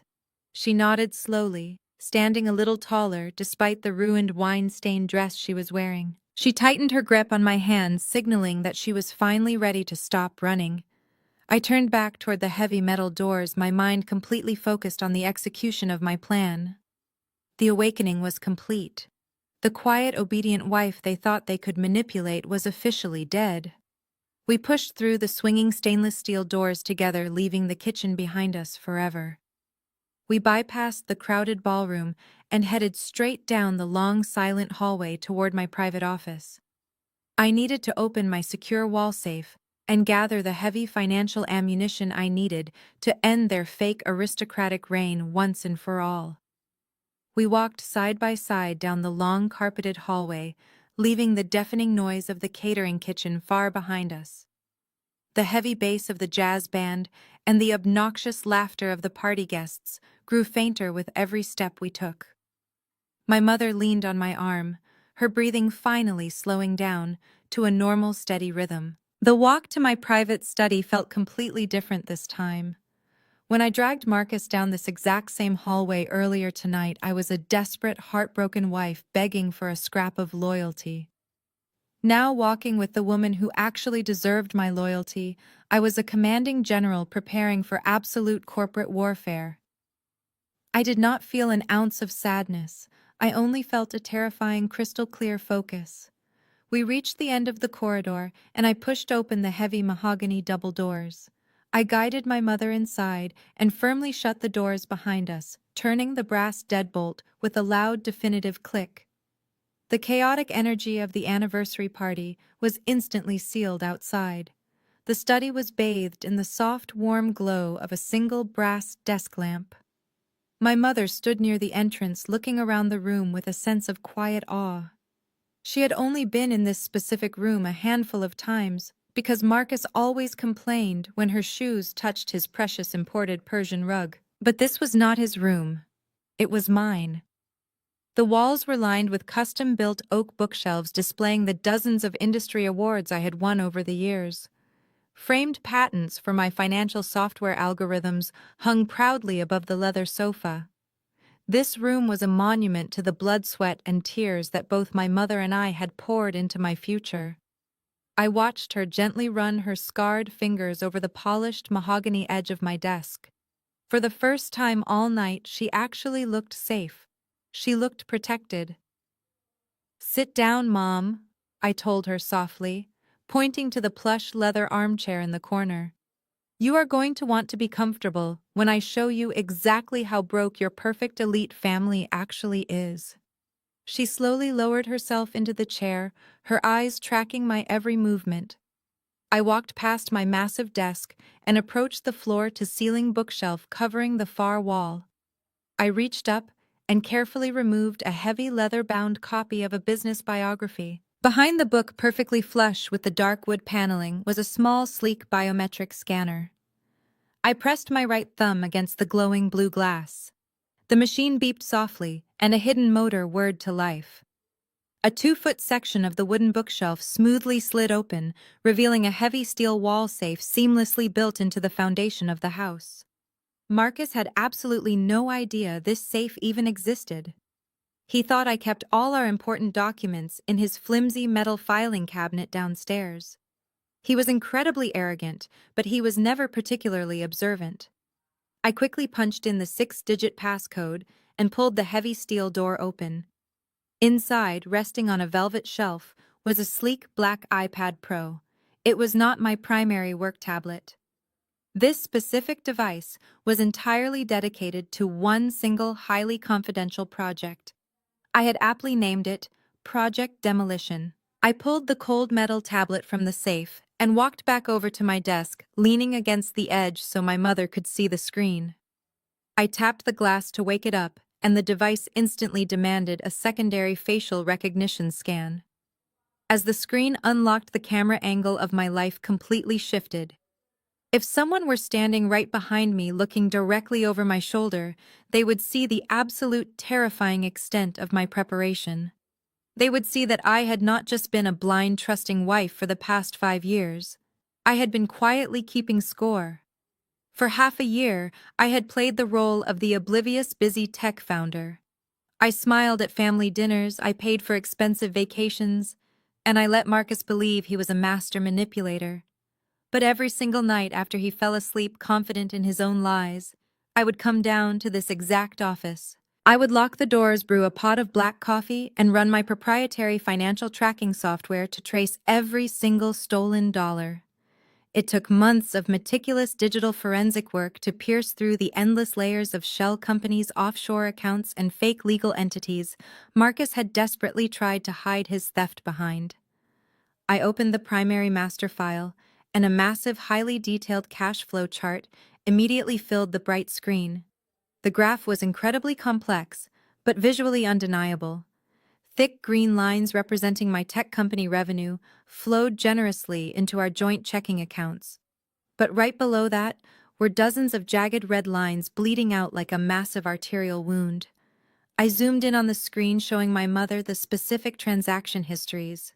Those red lines represented every single time Marcus had secretly siphoned money out of our shared assets. Look at this, I said, pointing to a massive dip in the graph dated exactly 4 months ago. This is a wire transfer for $50,000. Marcus told me it was a high-risk corporate investment for his bank. But if you follow the routing numbers, it goes directly to a shell corporation owned entirely by Trey. He used my money to bail out his brother's failing tech startup right before their investors threatened to sue them for gross mismanagement. My mother gasped, covering her mouth as she read the digital bank statements. I swiped left across the screen, bringing up a completely different folder. This one was labeled Savannah Estate Holdings. I tapped a high-resolution PDF document, expanding it to fill the screen. It was a massive stack of official real estate purchase contracts and highly confidential bank foreclosure records. This is the house Vivian was just bragging about to the entire ballroom, I explained, my voice dripping with cold satisfaction. The grand historic mansion, she claims, is the crown jewel of their generational wealth. The bank foreclosed on her 8 months ago because she had secretly taken out 3 separate mortgages just to fund her extreme shopping habits and country club dues. She was completely bankrupt and facing total public humiliation. But she begged the bank for an extension, claiming she had a wealthy anonymous buyer willing to pay in all cash to settle the debt. I tapped the final page of the contract, highlighting the signature line. The anonymous buyer was a private limited liability company called Shirley Investments. I named the LLC after you, Mom. I bought the house out from under her using the money I made from my software patents. Vivian does not own a single brick of that property. I own it. I let her stay there as a pathetic act of charity because Marcus begged me to keep her out of a homeless shelter. But tonight that charity is officially terminated. I swiped the screen one final time, opening a folder titled Boutique Acquisitions. This was the absolute final nail in the coffin. A pristine digital copy of a majority shareholder agreement appeared on the glass screen. It detailed the massive corporate buyout of a struggling retail chain. "This is Chloe's business," I told my mother, pointing to the corporate letterhead. "She runs around this party pouring wine on your handmade dress, acting like she is a self-made female entrepreneur. The reality is, her business was hemorrhaging money and facing total liquidation last year. I swooped in through another proxy firm and bought 60% of her failing company just to keep her out of bankruptcy court. I am her boss. I am the silent majority shareholder. And according to this specific clause in the contract, I have the absolute unchecked authority to fire the managing director, which is Chloe, at any time for any reason with zero severance pay." My mother sat completely frozen in the leather armchair, staring at the glowing screen of the iPad. The sheer magnitude of my financial control over these arrogant people was almost too massive to fully comprehend. They had spent the entire night parading around my mansion, acting like untouchable royalty. They had publicly humiliated the most important person in my life, believing they held all the power. They had absolutely no idea that I held the deeds, the contracts, and the ultimate kill switches to every single aspect of their fake, luxurious lives. I locked the iPad screen and slipped the slim device into the deep hidden pocket of my silk dress. The master plan was fully loaded, and the safety was officially off. I looked at my mother and offered her my hand. She looked at the scars on her knuckles, took a deep, steadying breath, and placed her hand firmly in mine. It was time to go back to the party. It was time to take the microphone. As my mother held my hand, I took one final look around my quiet study. The warm brass lighting cast long shadows across the mahogany bookshelves and the framed patents on the wall. For the past 6 months, this room had been my absolute secret war room. Every single night, I had sat at that massive oak desk, meticulously piecing together the complicated financial puzzle of my husband's fraudulent life. I had carried the crushing weight of these 3 massive secrets completely alone, swallowing my anger, and playing the role of the perfectly supportive wife. But now speaking them out loud and showing the undeniable proof to my mother had unlocked something incredibly dark and powerful inside of me. My inner monologue was racing rapidly through the precise sequence of events I was about to trigger. I needed to execute this demolition flawlessly. I thought about Marcus and that stolen $500,000, $500,000. That was not just a casual accounting error or a temporary lapse in financial judgment. That was a calculated, malicious theft executed by the very man who shared my bed. I remembered the exact night I first discovered the glaring discrepancy in our joint investment accounts. I had been reviewing our quarterly corporate tax documents when I noticed a massive wire transfer routed through a suspicious dummy corporation. When I spent 3 days tracing the hidden routing numbers and discovered it went straight into Trey's failing tech startup, I actually threw up in the bathroom sink. My own husband had stolen from the empire I built from scratch just to prop up his lazy, arrogant brother. And the absolute worst part was that Marcus genuinely believed he was completely entitled to it. He believed that because we were legally married, my hard-earned capital was his personal limitless slush fund to maintain his family's fake aristocratic image. But Marcus was not nearly as smart as he thought he was. He had completely forgotten about the ironclad prenuptial agreement my corporate lawyers had aggressively forced him to sign 5 years ago. That strict legal contract contained a very specific fraud and embezzlement clause. By secretly transferring that money without my written consent, he had not only committed a massive felony, but he had also legally voided any right to my assets in a divorce. He had effectively handed me the loaded gun I was about to use to blow his entire life apart. The pain of his betrayal had been completely replaced by the cold, hard thrill of absolute leverage. Then my thoughts quickly shifted to Vivian. Mother Vivian, with her heavy emerald green sequined gown, and her endless condescending speeches about black excellence and elite bloodlines. She was currently standing in my grand ballroom accepting thunderous applause for a generational trust fund that was completely imaginary. The absolute audacity of her claiming the Savannah mansion as a symbol of her enduring power made my blood boil and my heart sing at the exact same time. She was living inside a massive, pathetic delusion. The Savannah estate was supposed to be her ultimate trump card over me. It was the historic property she constantly threw in my face to remind me that I was just new money from a working-class neighborhood. She used that massive house with its white pillars and weeping willows to establish her dominance in high society. But the actual reality was that she had driven that historic legacy straight into the ground. She had selfishly leveraged that house 3 separate times, taking out multiple toxic mortgages just to pay for her luxury cars, her designer clothes, and her exclusive country club memberships. When the bank finally slammed the door shut and initiated the brutal foreclosure process, she was utterly terrified of the public scandal. She knew her elite friends would immediately excommunicate her, so I swooped in completely anonymously through Shirley Investments. I paid the bank in pure, unadulterated cash. I own the title. I own the land. I own the very floorboards she proudly walks on. For the past 8 months, she had been living rent-free in a house that belonged entirely to the exact same hard-working woman she had just told to go sit in the kitchen. The poetic justice of that hidden reality was so incredibly sweet, I could almost taste it on my tongue. I was going to let her finish soaking in the admiration of the entire city, and then I was going to publicly hand her a brutal eviction notice in front of her most important peers. And finally, there was Chloe, the fragile blonde gatekeeper of the black elite who desperately wanted to be part of the wealthy inner circle. Chloe absolutely loved to play the role of the highly successful, independent female entrepreneur. She loved to use her boutique chain as a weapon to belittle people she deemed financially inferior. Earlier tonight, she had purposefully poured dark red wine on my mother's handmade dress and bragged about her wealthy, luxurious lifestyle. But my internal digital ledger held the ultimate devastating truth. Her entire retail business was a massive, catastrophic financial disaster.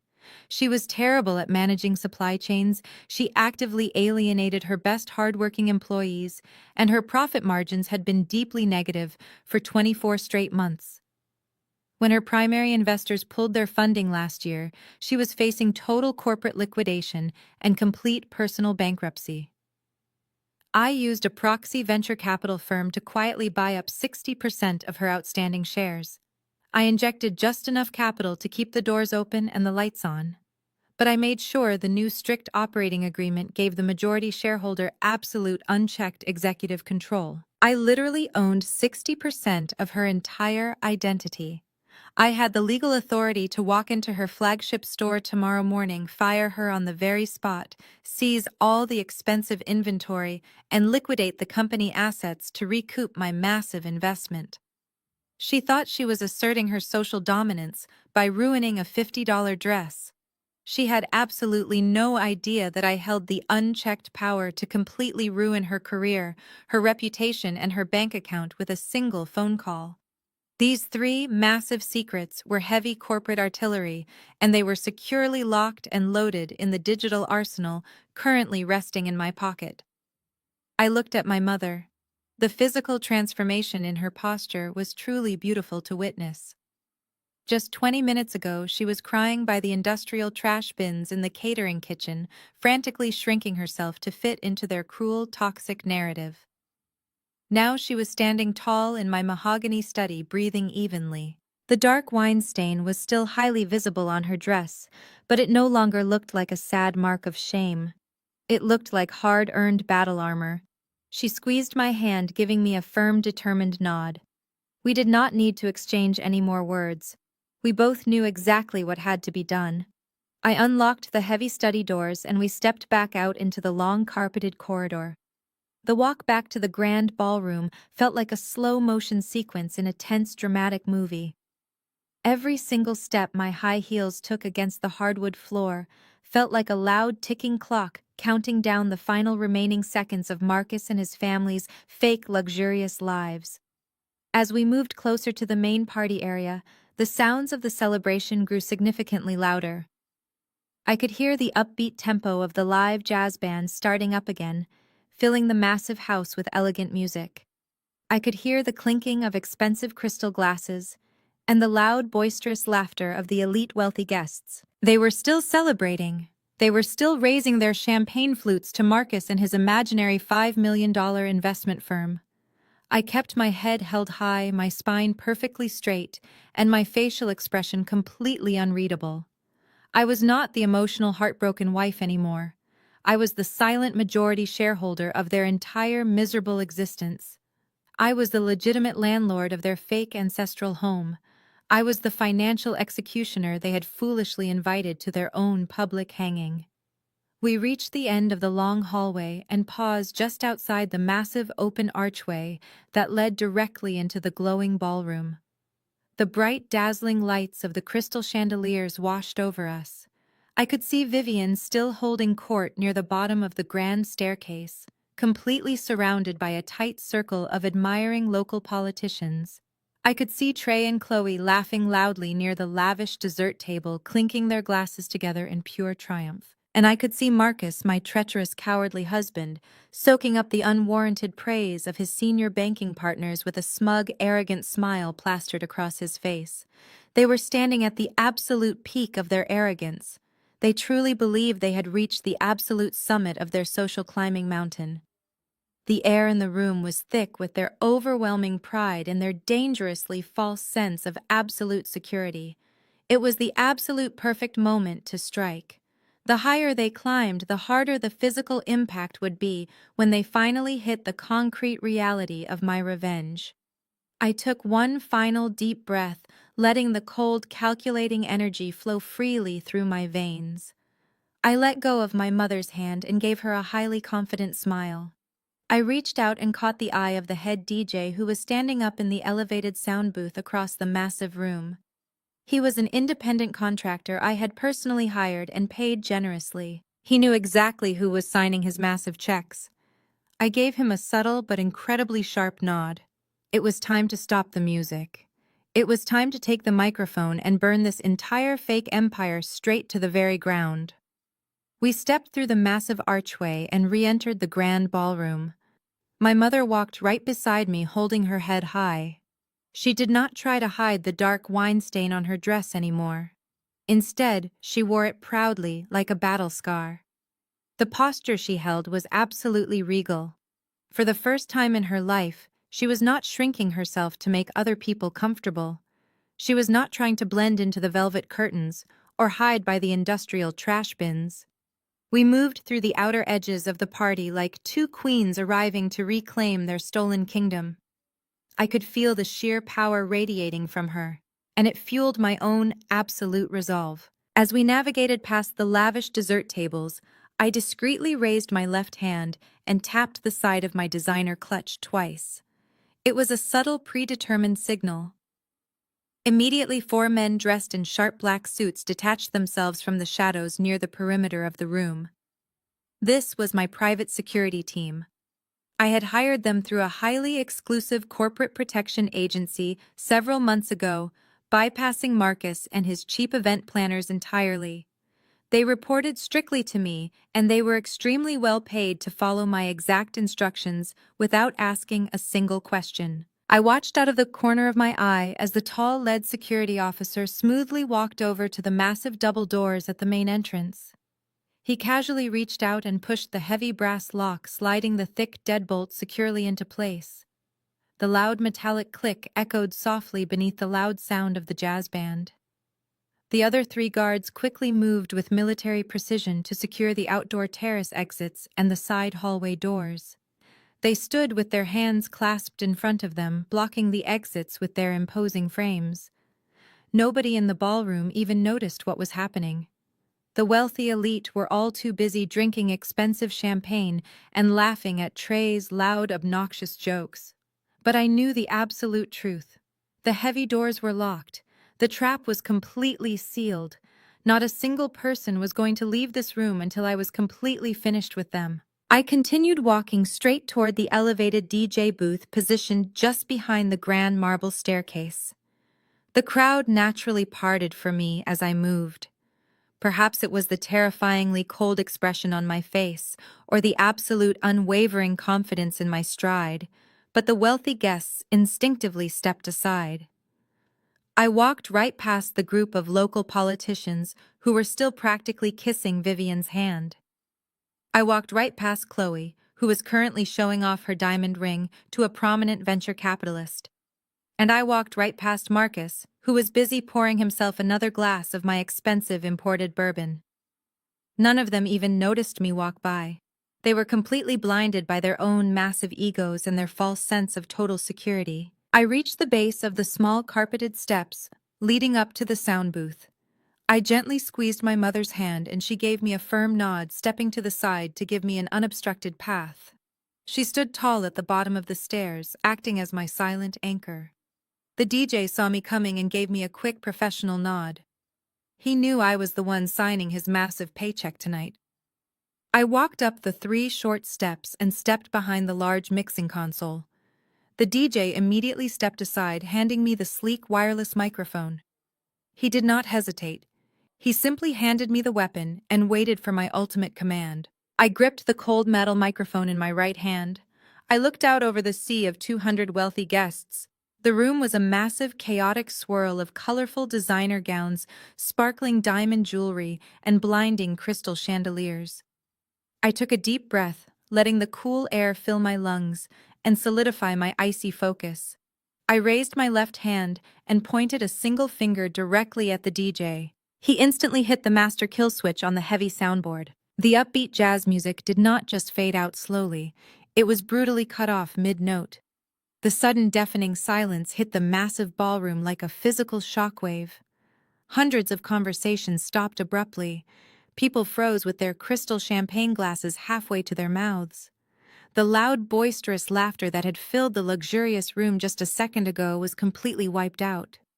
Heads turned in total confusion, searching for the source of the sudden dramatic interruption. I stood perfectly still on the elevated platform, looking down at the massive, wealthy crowd. I waited for exactly 10 seconds, letting the uncomfortable, heavy silence stretch out and completely suffocate the room. I wanted them to feel the sudden, drastic shift in power. I wanted Marcus and his toxic family to feel the exact moment their arrogant celebration died. The atmosphere in the room completely transformed from a lavish high society party into a tense, silent courtroom. Slowly, I saw Vivian, head snapped toward the DJ booth. Her fake aristocratic smile immediately faltered as her eyes locked onto me. She looked highly annoyed, as if an unruly servant had just interrupted her royal coronation. Marcus turned around a second later, his brow furrowing in deep confusion. He took a heavy step toward the booth, opening his mouth to reprimand me for ruining his perfect night. Chloe and Trey stopped laughing and stared at me with pure, venomous contempt. They all thought I was just having an emotional breakdown. They genuinely thought I was going to throw a hysterical temper tantrum and embarrass myself in front of the elite society they so desperately worshipped. I raised the microphone to my lips. I did not shout, I did not scream. I spoke in a calm, steady, and incredibly authoritative voice that echoed clearly through the massive, silent ballroom. "Good evening, everyone," I said, offering the confused crowd a completely serene smile. "I apologize for the sudden interruption to the music, but I promise you this will be well worth your valuable time." A low murmur rippled through the sea of guests. I saw my lead venture capitalist cross his arms, looking up at me with keen professional interest. He recognized my corporate tone. He knew this was not a sweet, sentimental social speech. This was the precise tone I used right before a hostile corporate takeover. Mother Vivian just gave a beautiful, inspiring speech about the vital importance of family legacy and generational wealth. I continued, keeping my eyes locked dead onto Vivian's pale face.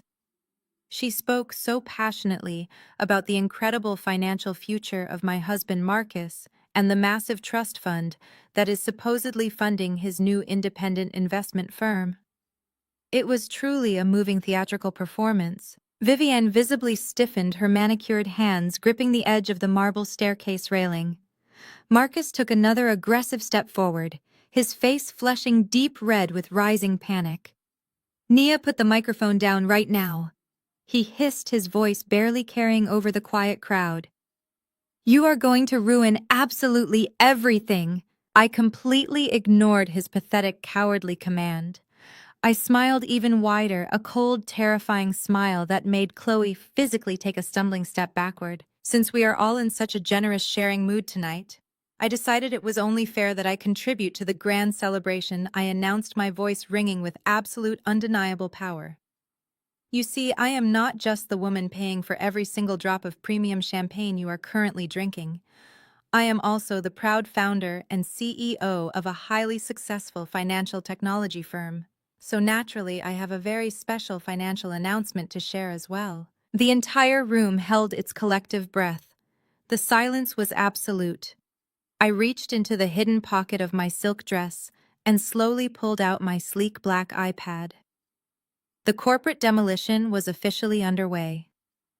I tapped the glowing screen of my iPad twice, initiating a wireless connection to the smart home theater system I had personally installed throughout the estate.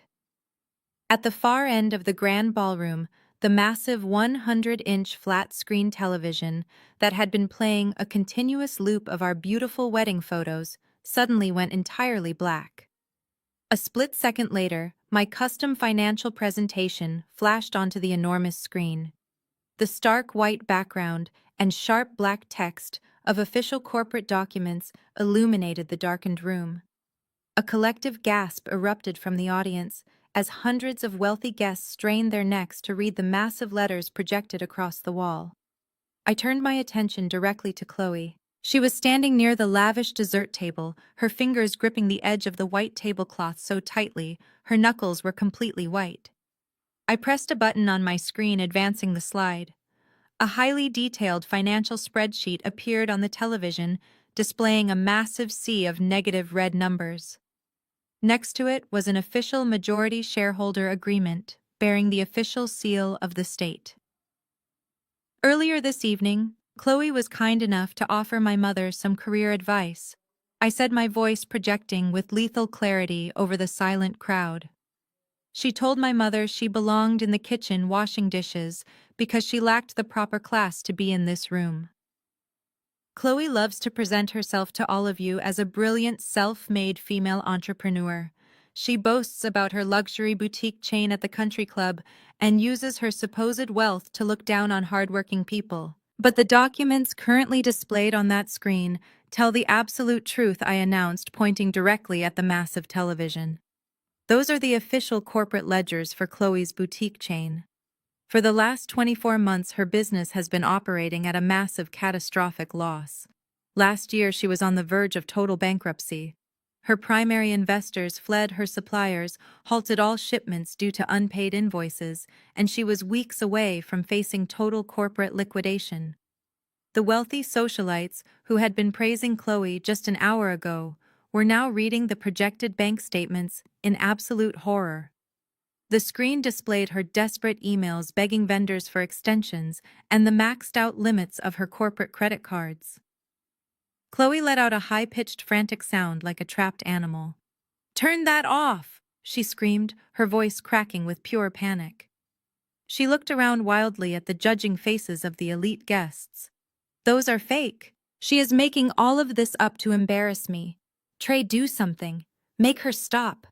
Trey took a sudden, aggressive step forward, his face red with anger, but the lead security guard I had stationed near the terrace doors immediately shifted his weight, placing a heavy hand on his belt. Trey froze instantly, his cowardly nature taking over. He looked up at the screen reading the detailed financial documents, and his jaw dropped. He had absolutely no idea how bad his wife's business actually was. She had been lying to him too. "I am not making anything up, Chloe," I said smoothly, tapping my screen one more time. The slide transitioned to a massive blown-up image of the final signature page of a corporate buyout contract. When your investors abandoned you, a private proxy firm swooped in and purchased 60% of your outstanding shares. They injected just enough capital to keep your doors open and your fragile ego intact. I took a slow, deep breath, letting the absolute weight of my next words crush the remaining life out of her fake persona. "I am the sole owner of that proxy firm, Chloe. I own 60% of your entire company. I am your majority shareholder. Every single designer dress you wear, every expensive vacation you take, and every drop of premium wine you intentionally pour on innocent women is funded entirely by my charity. You are not a boss. You are my employee." Chloe began to shake violently. Her perfectly manicured facade was completely shattered. "No!" she gasped, shaking her head frantically as she backed away from the crowd. "You cannot do this. You have no right to do this to me." "I have every legal right," I corrected her, my voice turning completely cold and merciless. "And according to Section 4 of the operating agreement you just read, I have the absolute unchecked authority to terminate the managing director at any time for any reason with zero severance pay. Chloe, as of this exact second, you are officially fired." The entire ballroom erupted in loud, shocked whispers. "You are permanently banned from entering any of the boutique locations," I continued, raising my voice to cut through the noise. "The locks are being changed as we speak. Starting tomorrow morning, my legal team will begin the aggressive liquidation of all remaining company inventory to recoup my financial investment. Your business is gone, Chloe. You have absolutely nothing left." Chloe let out a blood-curdling scream that echoed off the high ceilings. She lunged forward, trying to run toward the DJ booth to stop me, but her expensive high heel caught the edge of the marble floor, and she stumbled, falling hard to her knees. She knelt there in the middle of the grand ballroom, crying hysterically, her perfect blonde hair falling in messy, tangled strands across her tear-stained face. The arrogant Karen persona had completely evaporated, replaced by the raw, pathetic reality of a woman who had just lost everything she valued in the world. She looked up at the wealthy women she had spent years desperately trying to impress, begging them for help with her tear-filled eyes. But the elite crowd did not offer her a single ounce of sympathy. In their ruthless world, financial fraud and lying about your wealth was the ultimate unforgivable sin. The powerful socialites actively stepped away from her, pulling their expensive gowns close to their bodies as if her poverty was a contagious disease. Whispers of fraud and bankrupt rippled through the crowd, completely destroying any remaining shred of her social reputation. She had tried to put my mother in her place by ruining a $50 handmade dress. In return, I had permanently ruined her entire life. I looked down at her sobbing figure, feeling absolutely no pity. I pressed the button on my iPad to load the next slide. The corporate execution was only 1/3 of the way complete. Vivian could not stand the silence. She could not stand seeing her perfect aristocratic family completely humiliated in front of her high society friends. As Chloe continued to sob hysterically on the marble floor, the matriarch of the family finally snapped. She marched forward, her heavy emerald green gown sweeping aggressively across the floor. Her face was twisted into a mask of pure, desperate fury. She pointed a shaking, manicured finger directly at the DJ booth where I was standing. "Nia, stop this absolute madness right now!" she shrieked, her voice completely losing its refined, aristocratic polish. "How dare you humiliate my daughter-in-law in front of our esteemed guests? You are acting like a completely unhinged, classless woman. We brought you into our prestigious family, and this is how you repay us. You are nothing but a jealous, bitter girl who will never understand true legacy or social grace. You need to turn that screen off, apologize to Chloe, and go back to the kitchen with your mother where you belong." I slowly shifted my gaze from the crying blonde woman on the floor to the angry matriarch standing at the bottom of the stairs. I did not blink. I did not flinch. The venom in her words meant absolutely nothing to me anymore because I held the ultimate power over her entire existence. True legacy. Vivian. I asked, my voice echoing loudly and sharply through the silent ballroom. Is that what you call drowning in millions of dollars of undisclosed debt while begging your son to pay your country club dues? I tapped the screen of my iPad again. The massive television behind me flashed brightly, and Chloe's disastrous corporate records were instantly replaced by a set of incredibly official legal documents. The heavy gold seal of the state bank was displayed prominently at the very top of the paperwork. Next to the bank records was the high-resolution photograph of the Savannah mansion that Trey had so proudly displayed on the wooden easel just minutes ago. You stood on those stairs earlier tonight and bragged about your generational wealth, I said, pointing directly at the massive glowing screen. You claimed that the beautiful Savannah estate was the historic crown jewel of your family. You used that house to mock my hardworking mother and tell her she was not worthy to breathe the same air as you. But you conveniently forgot to tell your elite friends the actual truth about that magnificent property. I gestured to the right side of the screen, where massive red foreclosure stamps were highly visible across the paperwork. The documents currently projected behind me are official bank foreclosure notices, I announced, my voice steady and completely devoid of mercy. 8 months ago, the bank legally seized the Savannah mansion because you had secretly taken out 3 separate mortgages to fund your lavish shopping habits, and you defaulted on every single one of them. You have not made a legitimate mortgage payment in nearly 2 years, Vivian. You do not have a family trust fund.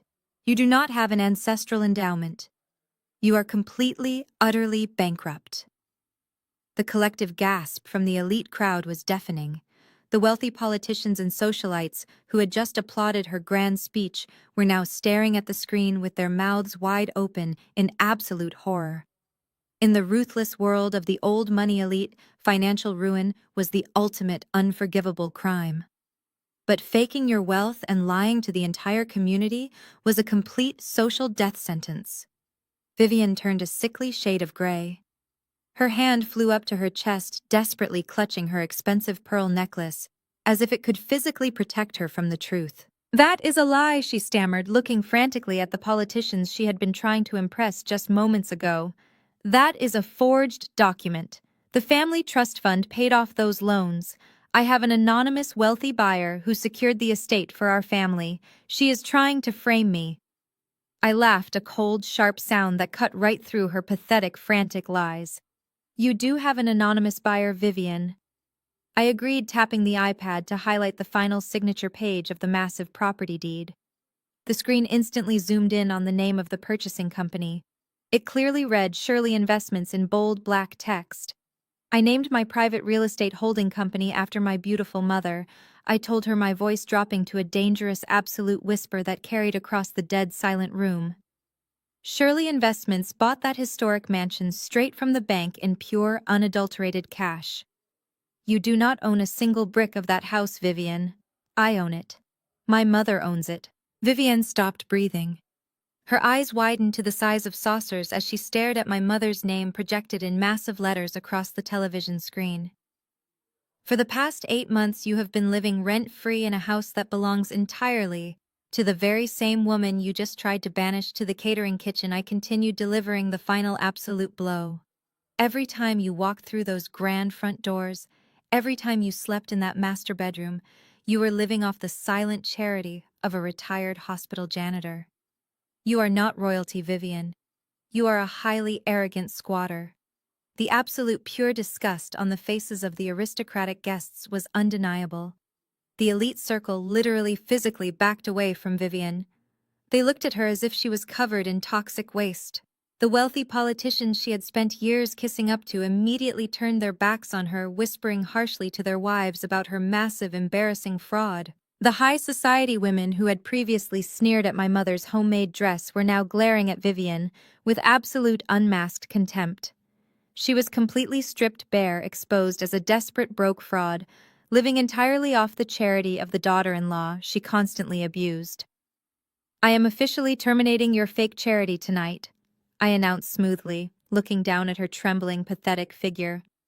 You have exactly 48 hours to pack up whatever cheap knockoff clothes you actually own and vacate my property. If you are still inside my historic Savannah mansion by Monday morning, the county sheriff will be there to physically throw you and your belongings onto the street. Your fake aristocratic reign is officially over. Vivian stared at the massive glowing letters of my mother's name on the screen. The absolute finality of the eviction notice seemed to physically crush the air out of her lungs. She looked around desperately seeking a single sympathetic face among the crowd of wealthy politicians and socialites. But she found absolutely nothing except cold, calculating judgment. Realizing she had absolutely zero leverage left and no lies left to spin, she resorted to her oldest and most pathetic manipulation tactic. She placed the back of her manicured hand against her forehead, let out a loud theatrical gasp, and dramatically collapsed toward the marble floor. She expected a crowd of concerned guests to rush forward and catch her.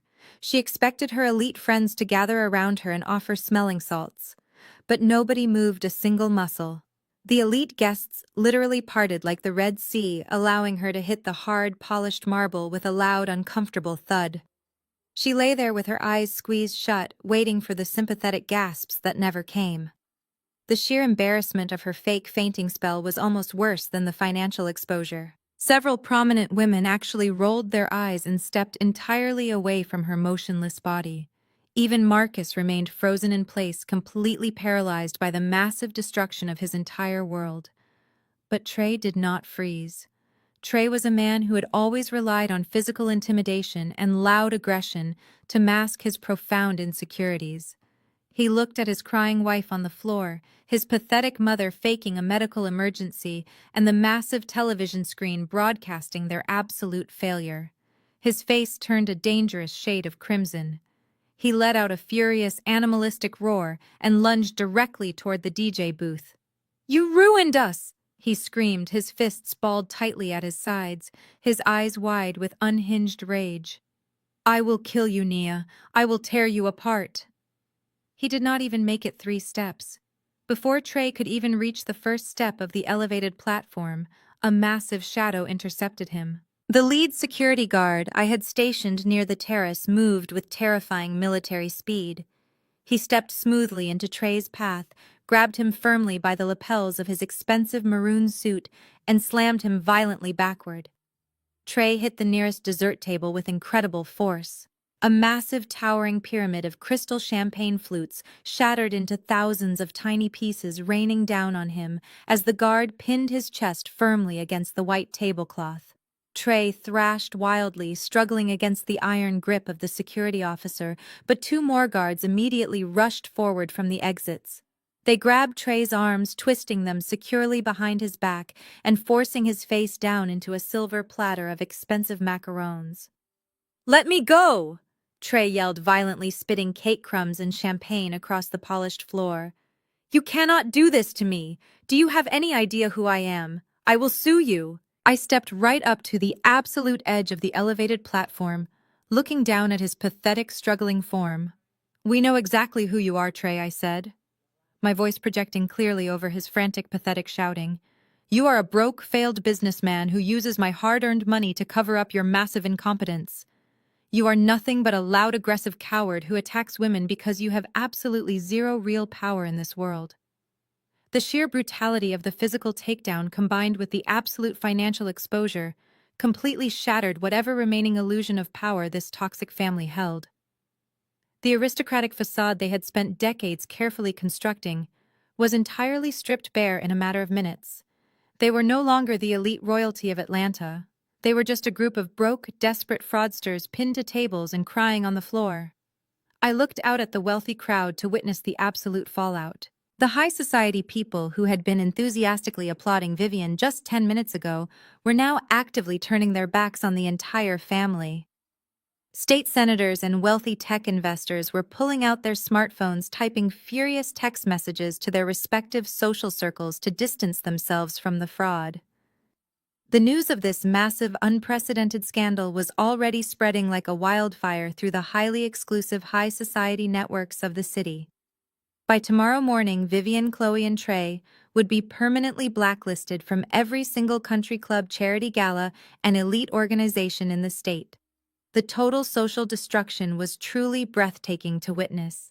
I had not just taken their money, I had completely annihilated their social currency, which was the absolute only thing they actually valued. I looked down at my mother, who was standing tall and incredibly proud near the grand staircase. She watched the miserable family that had abused and belittled her absolutely crumble under the massive weight of their own arrogance. She gave me a small, satisfied smile, her dark eyes shining with vindication. But the corporate execution was not entirely finished. There was still one person left standing amidst the absolute wreckage. There was still one ultimate parasite left to address. I slowly turned my cold gaze away from the struggling Trey and the faking Vivian and locked my eyes directly onto my husband Marcus. Marcus stood completely frozen at the bottom of the grand staircase. The smug, arrogant grin he had worn all night had entirely melted away, leaving behind a pale mask of absolute terror. He looked at his mother faking a medical emergency on the floor. He looked at his brother Trey, who was still firmly pinned against a shattered dessert table by my security guards. And then he looked at the massive television screen that was currently broadcasting their absolute financial ruin to every single elite guest in the room. His breathing became shallow and erratic. He was the golden child of his toxic family, the supposedly brilliant investment banker who was destined to build an empire. But in a matter of minutes, I had completely dismantled his entire universe. He took a shaky step toward the elevated DJ booth, his hands held out in a pathetic gesture of surrender. "Nia, sweetheart." He began, his voice trembling, as he tried to put on his best manipulative husband voice. "Let us just calm down. You have made your point. You are angry, and I understand that, but we do not need to do this in front of all these people. We are a team. We are legally married. Let us just go upstairs and talk about this privately like rational adults." I stared down at him, feeling absolutely nothing but cold, hard disgust. "We are not a team, Marcus," I said, my voice projecting clearly over the silent ballroom, "and we are certainly not having a private conversation. You had no problem turning your back on my mother when she was being publicly humiliated. You stood there and laughed with your banking friends while your sister-in-law told my mother to go wash dishes in the kitchen. You wanted an audience tonight to celebrate your fake wealth. So we are going to finish this right here in front of everyone." The rejection hit him like a physical blow. The pathetic, pleading look on his face instantly vanished completely, replaced by the vicious, entitled arrogance I had grown to despise. His true colors finally bled through. He straightened his custom velvet jacket and glared up at me, his eyes narrowing with venomous greed. "You think you can just publicly embarrass my family and walk away from me?" he shouted, his voice echoing aggressively through the massive room. "You think just because you have some tech money, you can dictate the terms of my life? I am your husband, Nia. I am your legal spouse. You cannot just throw me out on the street. Everything you built over the last 5 years was built during our marriage. That makes it marital property." He turned around, looking at the crowd of wealthy guests desperately trying to rally support from the other businessmen in the room. "Half of everything she owns belongs to me," he declared, wildly pointing a finger back at me. "I know my legal rights. I want my cut, Nia. If you want to end this marriage, fine. But I am taking half of your software company. I am taking half of this $12 million mansion. I am taking half of your investment portfolios. You are going to write me a massive check, and I will walk out of here a multimillionaire. You cannot escape the law. Actually, Marcus, you are the one who is desperately trying to escape the law." The voice did not belong to me. It came from the dense crowd of guests standing near the front of the stage. The sea of wealthy socialites parted smoothly, revealing a stunning, highly powerful black woman stepping forward into the light. It was my lead corporate attorney, Ms. Sterling. She was dressed in an impeccably tailored navy blue power suit, holding a thick black leather portfolio in her hands. She possessed the kind of commanding, intimidating presence that commanded absolute respect in every single courtroom she entered. Marcus blinked in confusion, taking a step back as Ms. Sterling walked deliberately toward the center of the room. He recognized her. He knew she was one of the most ruthless and expensive litigators in the entire state of Georgia. "Who invited you to my house?" Marcus demanded, trying to sound authoritative but failing miserably. "This is a private family matter. This is not your house, Marcus," Ms. Sterling replied, her voice sharp and completely devoid of emotion. "And this stopped being a private family matter the exact second you decided to commit a massive corporate felony." She stopped right in front of him, slowly unzipping her heavy leather portfolio. The entire ballroom leaned in, the wealthy guests absolutely captivated by the legal execution unfolding right before their eyes. Ms. Sterling pulled out a thick stack of legal documents printed on heavy watermarked paper. She casually tossed the entire stack directly at Marcus. The papers hit his chest and fluttered down onto the polished marble floor, scattering around his expensive leather shoes. Marcus looked down at the documents, his eyes widening as he recognized the bold legal heading on the very first page. "That is the original prenuptial agreement you signed 5 years ago," Ms. Sterling explained, projecting her voice so the elite crowd could hear every single devastating word. "You were so incredibly eager to secure your lavish lifestyle that you barely even read the fine print before signing it. If you had bothered to read it, you would know that it contains a highly specific ironclad morality and financial fraud clause. It clearly states that any act of embezzlement, theft, or gross financial deception completely voids your right to any alimony, spousal support, or division of marital assets. I have never stolen a single dime from my wife." Marcus shouted, his face turning bright red as he looked frantically around the room at his senior banking partners. "My banking partners know my character. I am a professional. This is a complete lie designed to cheat me out of my legal settlement." Miss Sterling did not even flinch at his aggressive outburst.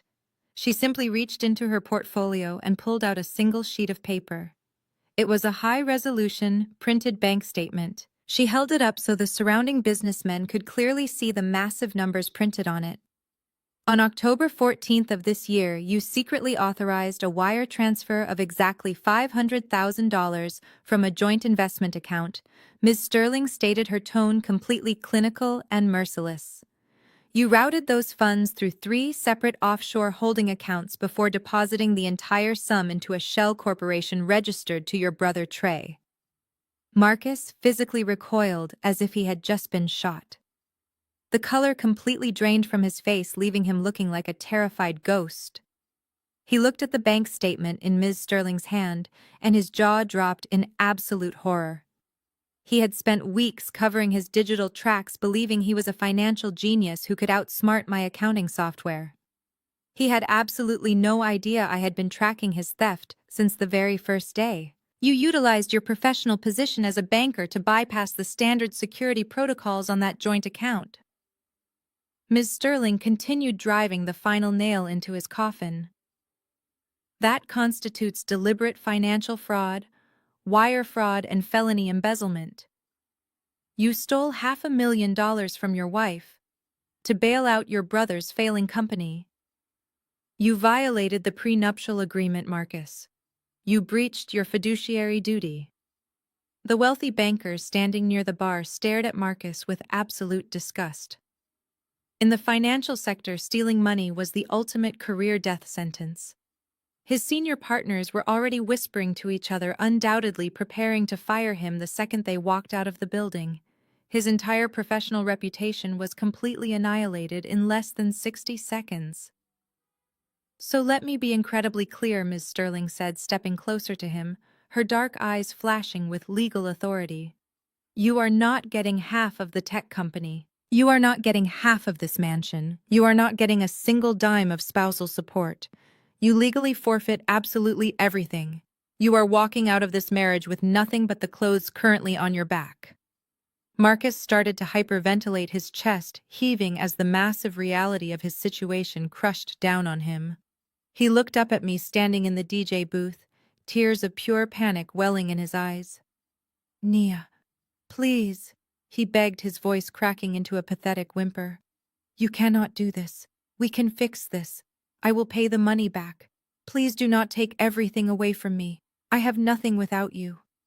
I looked down at the man I used to love, feeling absolutely nothing but a profound sense of liberation. "You never loved me, Marcus," I told him, my voice cold and absolute. "You loved the power my money gave you. You loved the false reality you built on my back. But that reality is officially over." Ms. Sterling reached into her portfolio one last time and pulled out a crisp manila envelope. She shoved it aggressively into his chest, forcing him to take it. "Those are your official divorce papers," Ms. Sterling said sharply. "They were filed electronically with the Superior Court this afternoon. My client has already signed them. I suggest you find a very cheap lawyer, Marcus, because you are going to need one when the criminal fraud investigation begins on Monday morning."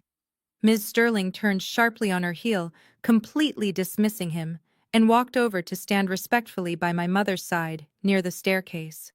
The legal execution was flawless. Marcus stood alone in the center of the massive ballroom, holding his divorce papers, his hands shaking violently. He was completely broken. I leaned into the microphone one final time. I looked at Marcus. I looked at the sobbing Chloe. I looked at the pinned Trey. And I looked at the faking Vivian. The entire Parasite family was completely neutralized. "This anniversary party is officially over," I announced, my voice ringing with total, absolute authority. "The doors will be unlocked in exactly 5 minutes. You have exactly 5 minutes to get the hell out of my house before my security team physically drags you out into the street." The 5 minutes passed in absolute agonizing silence for the toxic family standing in the center of my ballroom. The elite guests did not offer them a single word of comfort. When the grandfather clock in the hallway chimed, my lead security guard gave a sharp nod to his team. The heavy brass deadbolts on the main doors were pulled back, echoing loudly in the quiet room. It was time for the trash to be taken out. Trey was the first to go. Two massive guards hauled him up from the shattered dessert table and physically frog-marched him toward the exit. He kicked and cursed, but it was completely useless against their trained strength. They tossed him out onto the front steps like a discarded rag doll. Chloe followed closely behind him. She was limping heavily, having broken the heel off her expensive designer shoe during her fall. Her mascara was running down her face in thick, dark streaks, ruining her perfect blonde aesthetic. She did not even look back. She just kept her head down, rushing out into the cold night air to escape the piercing, judgmental stares of the high society women she used to call her peers. Then came Vivian. The grand matriarch who had entered the party believing she was the undisputed queen of Atlanta was now reduced to a shuffling, broken old woman. Nobody rushed to offer her an arm to lean on. The local politicians and wealthy socialites actively turned their backs, pretending she did not even exist. She stumbled toward the open doors, her emerald green sequined gown dragging sadly across the marble floor. She looked entirely pathetic, stripped of her lies and her fake generational wealth. Finally, Marcus walked toward the exit. He moved slowly, his shoulders slumped, completely defeated. Just before he crossed the threshold, he stopped and looked back at me one last time. I stood on the elevated platform, looking down at him with a face carved from solid ice. There was no love left in my eyes. There was no pity. There was only the cold, hard reality that he had made a catastrophic choice and was now paying the ultimate price. He swallowed hard, looking down at the divorce papers trembling in his hands before stepping out into the dark driveway. The heavy oak doors swung shut behind him, closing with a loud, definitive boom that finalized my absolute freedom. The parasite was gone. The air in the ballroom instantly felt lighter and easier to breathe. The suffocating tension evaporated. I stepped down from the DJ booth and signaled the band to resume playing. A smooth, elegant jazz melody filled the room once again, and the wealthy guests slowly returned to their conversations, though I knew my name would be spoken with absolute reverence in elite circles for decades to come. I walked over to the private mahogany bar near the garden terrace. I selected a fresh bottle of my most expensive imported vintage wine and carefully poured 2 glasses. I picked them up and walked back to the velvet alcove where my mother was waiting. She was standing tall, her eyes bright with unshed tears of pure pride. I handed her a crystal glass and gently clinked mine against it. We did not need to say a word. The sound of the crystal ringing in the air was a perfect toast to our new beginning. As I looked at my mother smiling, despite the dark wine stain on her handmade dress, I realized the true magnitude of what we had accomplished tonight. Society constantly tries to tell women that our ultimate worth is tied to the men we marry or the elite families we marry into. They tell us we should shrink ourselves, endure toxic abuse, and swallow our pride just to keep a perfectly curated image intact. But that is the biggest lie ever sold to us. True power comes from absolute financial independence. It comes from the quiet, relentless hustle of building your own empire brick by brick, so that no arrogant man and no fake aristocratic family can ever hold your livelihood hostage. I built my wealth from the ground up, and because of that, I had the power to protect the woman who gave me life. My mother scrubbed hospital floors until her hands bled so I could stand in boardrooms. She sacrificed her own body to build the foundation of my success. Anyone who thinks they can insult the architect of my life and walk away unpunished is completely delusional. The price of disrespecting a hardworking mother is absolute destruction. I took their money, their social status, and their fake legacy, and I burned it all to ashes. I walked away from a toxic marriage, not as a victim, but as the sole owner of my entire destiny. Never let anyone make you feel small in a room you paid for. Never let anyone disrespect the people who loved you when you had nothing. Build your empire, protect your peace, and always remember exactly who you are.